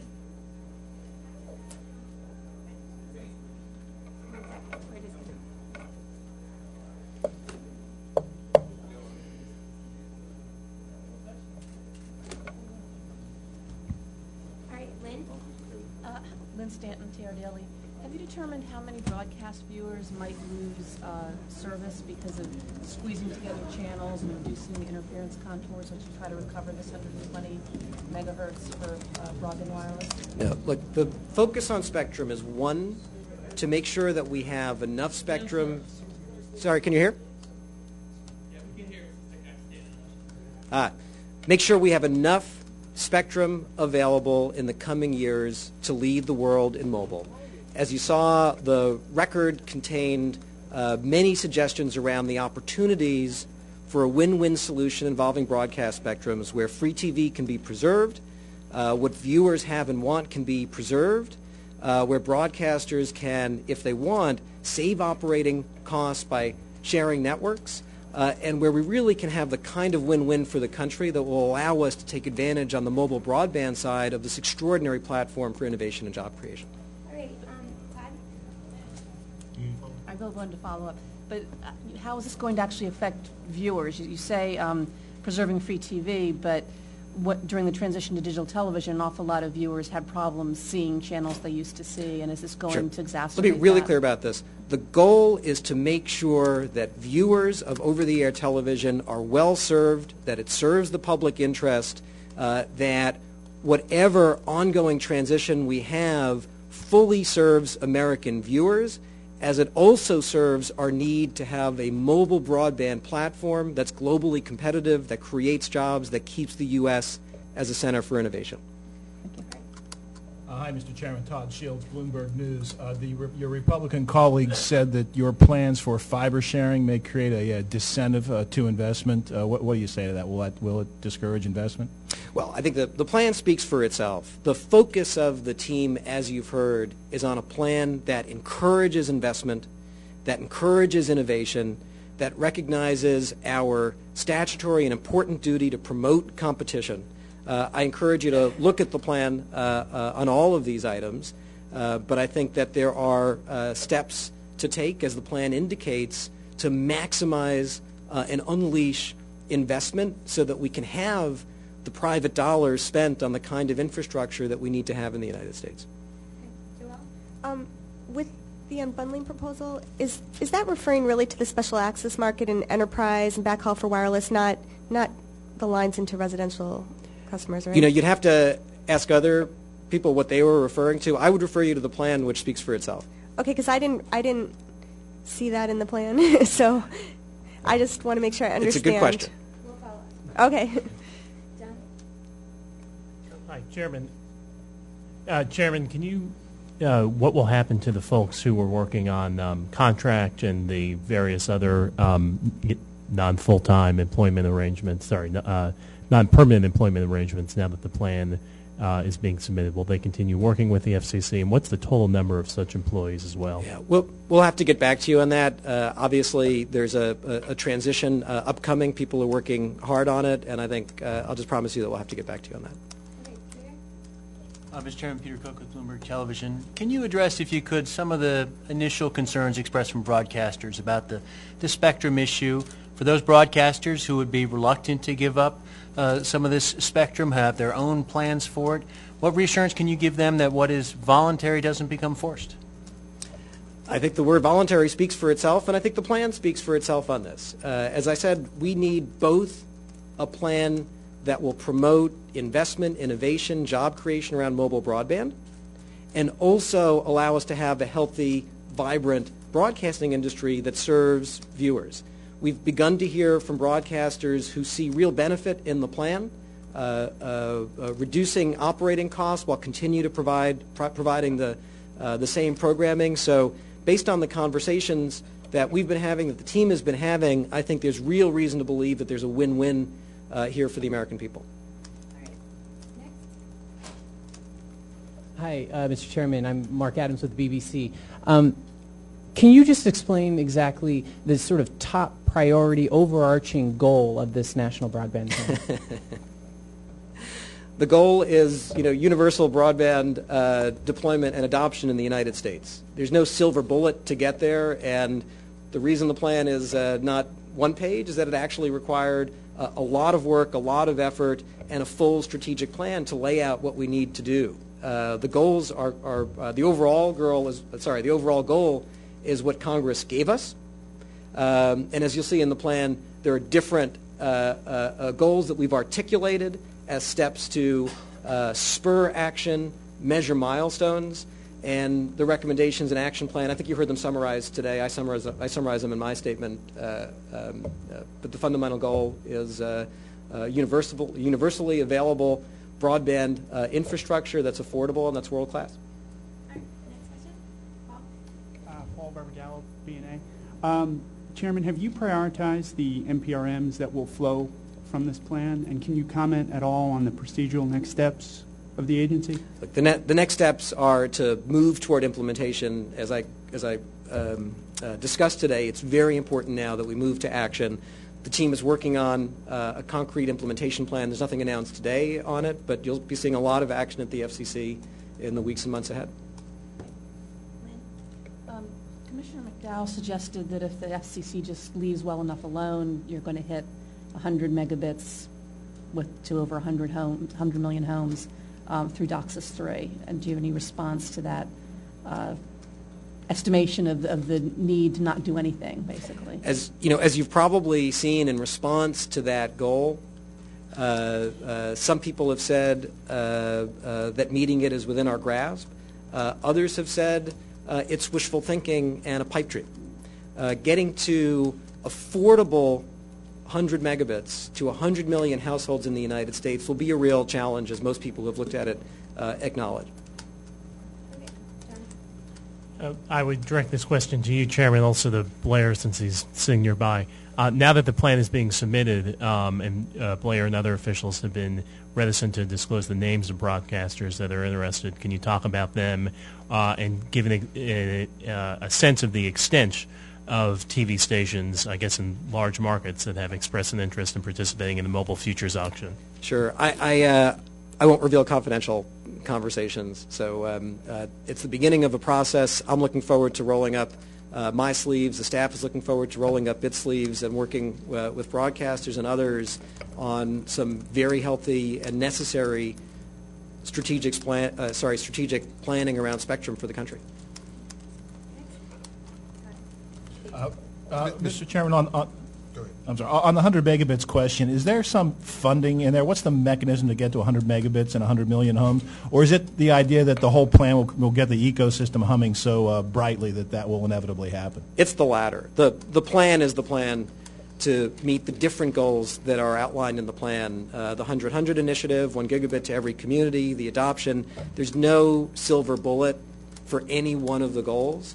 But we thought, and the staff thought, that it was essential to outline clear and measurable goals to spur focus and action outside the agency and inside the agency. David Chafee, report on shovel-ready broadband projects. 2 quick questions. First, what was the significance of Sharon Gillette's statement and vote at the end of the meeting? And secondly, the U.S. is now 16th or 17th, depending on rankings in the world in the global broadband race. What would you see as a tangible success and result of these goals in, say, 3 or 5 years regarding that standing? Right. So the statement, I think, speaks for itself, and it's a statement. If I summarize any part of it, then I won't be summarizing other parts of it. I think the statement speaks for itself, and I'm very pleased that all the commissioners supported it today. With respect to rankings, we need to make progress on those rankings. One of the things the team found in its work is that there are a number of different rankings, each of which has challenges. Collectively, they make clear that the U.S. is not close to where we want it to be.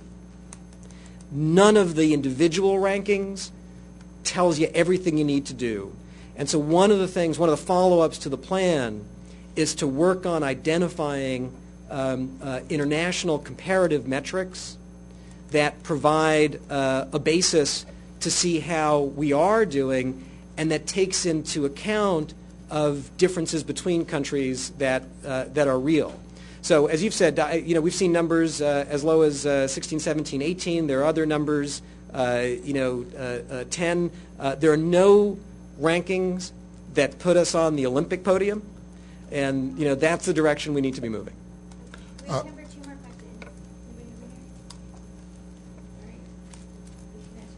Okay, just the follow-up with regards to that. Wasn't the international competition part of the broadband effort? Wasn't that something you had an international bureau looking at? So what are you going to do beyond that in the near future? Well, as with I encourage you to look at those sections of the report that address it. There's ongoing work. Obviously, the whole plan is designed to tackle the challenges to U.S. global competitiveness. And so I apologize. There's a lot of work to do, but I'm not sure exactly what you're asking. No, I was just wondering. Obviously, it's an emphasis and concentration moving forward that's important to see how we can move up the scale. Right. But what I was saying wasn't that part of the effort to this point in the National Broadband Plan? Didn't you have your international group engaged? Weren't you looking at other nations and how they had succeeded to this point? And what can you do beyond that to achieve higher rankings that has not been achieved to this point? Right. So the answer is yes, the team at the FCC has been looking at it. Yes, it's a core goal of the plan. I direct you to the sections of the plan that deal specifically with international, and the whole plan is designed to improve our global competitiveness. Over the course of the plan, the staff was informed and educated about activities going on around the world, some of which the team looked at and said, well, this kind of thing could make sense for America. Other things people looked at and said, well, countries are different markets, different geographies, don't make sense for America. And so while this plan is later than it should be, we should have had a plan like this years ago. Right. We do benefit from looking at some lessons learned around the world, and the team would be happy to follow up with you on some more concrete on that. Okay. Thank you very much. We'll now move to Blair and Sharon. Thank you. Good. I just want to say again to all of you, this has been just an extraordinary accomplishment, run by this fella over here, who really took the weight of this incredible challenge on his shoulders with this team that we have. I've said in past meetings that Blair and the team decided to do this in the hardest way possible, and they did. But the hardest way was really the best way for the public and the American people. We see the results of it in the plan today, but we'll really see the results of it over time, as this will help put the country in a direction it needs to go with respect to that infrastructure, and we owe that to Blair Levin and his incredible team. Not to take anything away from Sharon Gillette, who has worked incredibly hard on this, and unlike Blair, has a lot of work here to do ahead. David, thank you too. Thank you. Bye-bye. Thank you, Mr. Chairman. We'll now turn to the presentation portion of the press conference. If you have any questions for either Blair or Sharon. Joelle? So 2 questions. One is following up on that unbundling thing, and can you explain what is and isn't in there? And 2, I guess I didn't realize that you were leaving the commission after this, so I was wondering what you're going to do next, if you know. Oh, what am I going to do next? Yeah, do you know yet? I'm going to celebrate St. Patrick's Day with great enthusiasm. Beyond that, I do not know. Your first question, the question was about unbundling. So, yeah, I mean, my understanding, and I know that the chairman said very specifically the other day when I asked him, there's no line sharing in here, no Correct. Unbundling. So why is Robert McDowell talking about that? And is he talking about the special, well, okay, let me re-ask the question. Is he just talking about looking at the special access market? You're talking about like backhaul for wireless and T1 lines to business customers? Or are we talking about, we're not talking about unbundling to residential customers, right? Okay, so just to explain what's in here and what's not. There is nothing in the plan that discusses unbundling to residential customers. So, I might note he also mentioned he was hopeful that there would be wireless backhaul, and there is a proposal in there on that. So. But when he talks about unbundling line sharing or whatever, I just want to know what is actually in the plan. I'm not asking about his interpretation of it, just what is it that's in the plan? There is a section, and maybe I'll let Sharon, who was instrumental in drafting and conceptualizing it, that talks about certain things. Well, I guess what I would emphasize is one has to understand the difference between a plan and an MPRM, right? And the plan is very strategic, it's directional. I think what you'll find is, particularly on those things that are close to the FCC, fairly granular recommendations. But there are certain things, which, for example, special access, we try to put it in the context, but the special access proceeding is very fact-based, not really appropriate for planning. And I'm not exactly sure what the Commissioner was referring to, but there is a discussion, and I'll let Sharon follow up about certain pending proceedings right, here. Right, I was going to say that's pending already, isn't it? Yeah, right. Okay. That's exactly right. Do you want to add? Joel, what the plan really does is it says, look, there's a cluster of proceedings. They've been at the FCC for a while. They really affect wholesale competition. Wholesale competition is really important to retail competition, and it's particularly important to small businesses. It's particularly important to mobile broadband ISPs, and also to rural markets where backhaul circuits are so important. So the plan really conceptualizes a cluster of issues as being incredibly important to business broadband. What it says then is the FCC has a number of open proceedings, and it should pay attention to those proceedings and act on them. Okay. It does not say take a particular action or prejudge a particular proceeding. That would have been inappropriate. Okay. All right. Good. Thanks. Jonathan? Sharon, if it's okay, before you go back. Thank you. The mission statement, it looks like, is about a page and a half. It seems like significant chunks of it were taken out during the editing process on the 8th floor when it circulated. Can you just talk about the difference between the draft that was circulated that was lengthier, I believe, of the mission statement and the final one, and the extent to which the final reflects the draft? Let me just say, we never discuss drafts. I mean, there is a collaborative process among the commissioners on items, and there is a final vote, and this is true with every item that comes up at an agenda meeting, and so there's just no comment on pending materials or earlier materials. Okay, we'll try again with Blair. Not the same question, I mean. Blair, without revealing the names of anyone you've spoken with regarding TV spectrum reallocation, can you give us a sense of whether there are broadcasters in large markets that are interested? Are there many? Are there few? What kind of color can you give us that wouldn't reveal who it is, but that would give us a sense of the extent of interest in the broadcast community and participating in the Mobile Future auction? Yeah. Obviously, I'm not going to reveal any names.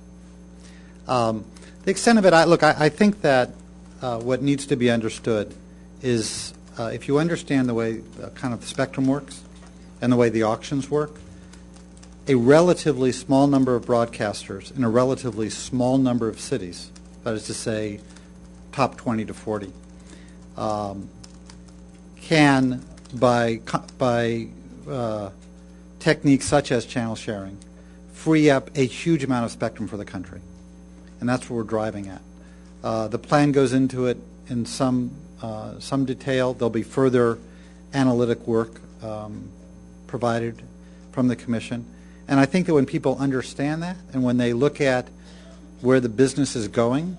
And obviously we hear the concerns of people like Commissioner Clyburn. But I think when people see it, they're going to see over a time period, and I should note that the plan sets out a time period. This is not talking about what needs to be done tomorrow. What we're talking about is avoiding the crisis in the middle part of the decade, which means, actions need to start now, but they don't need to be completed now. I think when you see what happens as it plays out over the next year or so, I think people are going to be, or let's put it this way, people reading the press today will be surprised by things that occur over the next year or two. I was wondering if you could tell us if you think any of the recommendations can actually be implemented this year. Yes, but as to which ones, I would say, well, here's one, the Spectrum Dashboard. It'll be implemented tomorrow. So, some have already been implemented. The transparency things of, the applications and things. But I think there has been an extraordinary amount of work done with the bureaus and the broadband team to make sure that, and Sharon's been very much involved, Phoebe from the broadband team was really running that part of the process, to make sure that there's a, this is a lot of work. This is the most amount of work this commission has had since the implementation of the 96 Act, and in some ways it's more, and in some ways it's not, but it's a lot of work. But I think it's better to wait until that calendar comes out to comment on specific things. Lynn? I had totally forgotten about this until you mentioned it. What about all that data that you went out and gathered from all those individual communities around the world? Yeah. That was, I don't remember, obviously I haven't read every single word, but I've looked at most of the pages, and I don't remember seeing anything in the plan that seems to be reflective. The plan reflects it dramatically. But you have to understand that in writing the plan, we wanted to keep it to a length that meant that people could actually physically pick it up. So, and being quite serious, there is a huge amount of analysis that went behind all of this that we simply stripped out, because otherwise, I mean, the purpose of the plan was not to demonstrate our analytic skills. It was to have a clear, concrete roadmap to go forward.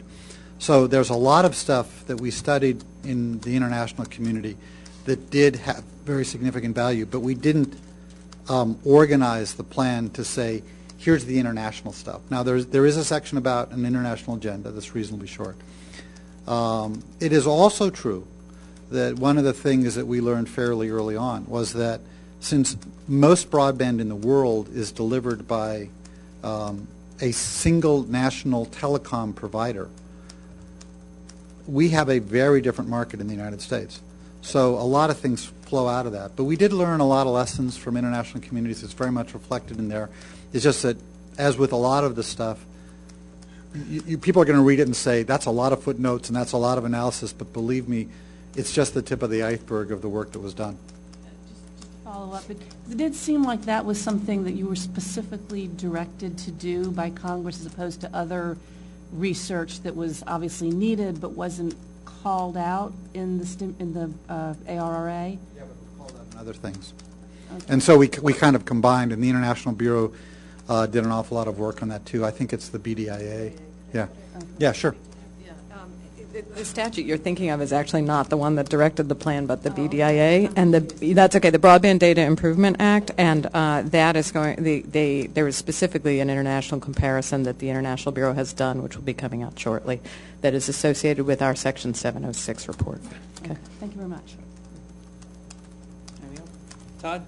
Hi, question on fiber line sharing. It appears to me from my reading, I believe footnotes 74 and 75 on the competition section, which refers to the CBeyond petition, that the plan recommends that the agency consider companies' requests to gain wholesale access to new fiber lines laid by Verizon and AT&T, yes?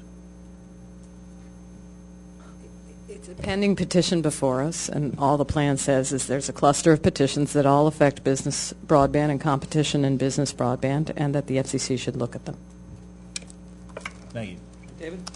What impact do you anticipate Congress will have to the plan? And then I have a follow-up.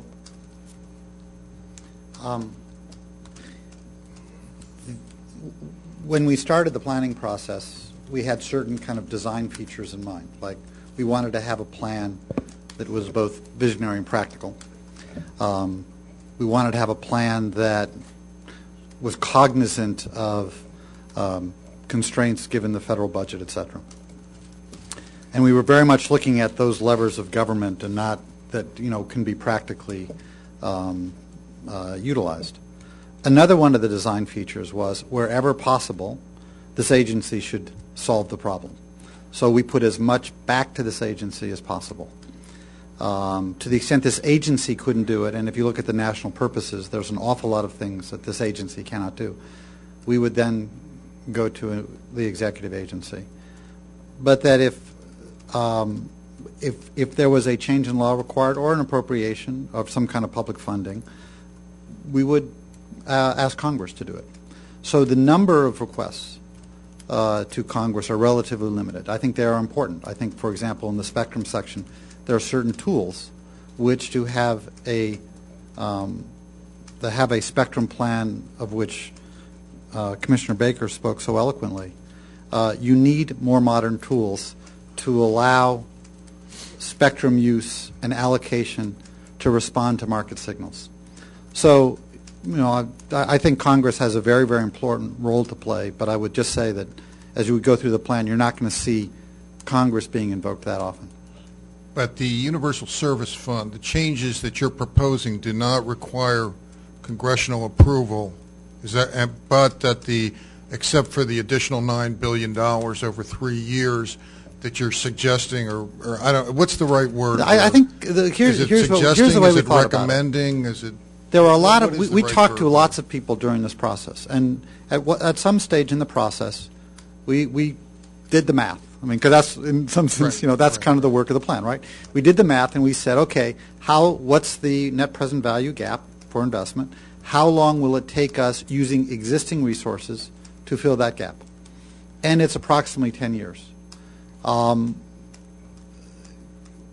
we're saying to Congress is, if you'd like to do it faster, and if you'd like to do it in some sense smoother, in a one-time appropriation or of over several years, going into this Connect America Fund, could do it faster. Some have said, for example, we really should do this in 5 years. That's an appropriate decision for Congress. It's very different than the public safety network, in which we're fundamentally saying, look, we think this is a really good idea to do. We think now is the time to do it. We either make that appropriate, either that public funding becomes available or it doesn't. So there's a big difference between the two. All right. Anything else? All right, one last one, Glenn. Sorry, now I'm drawing a blank what it was I wanted to ask. Can I draw a blank when I start to answer it? Sure. Good. Never mind. It just totally went on my head. All right. All right, thank you very much. That concludes the press conference and concludes today's agenda meeting.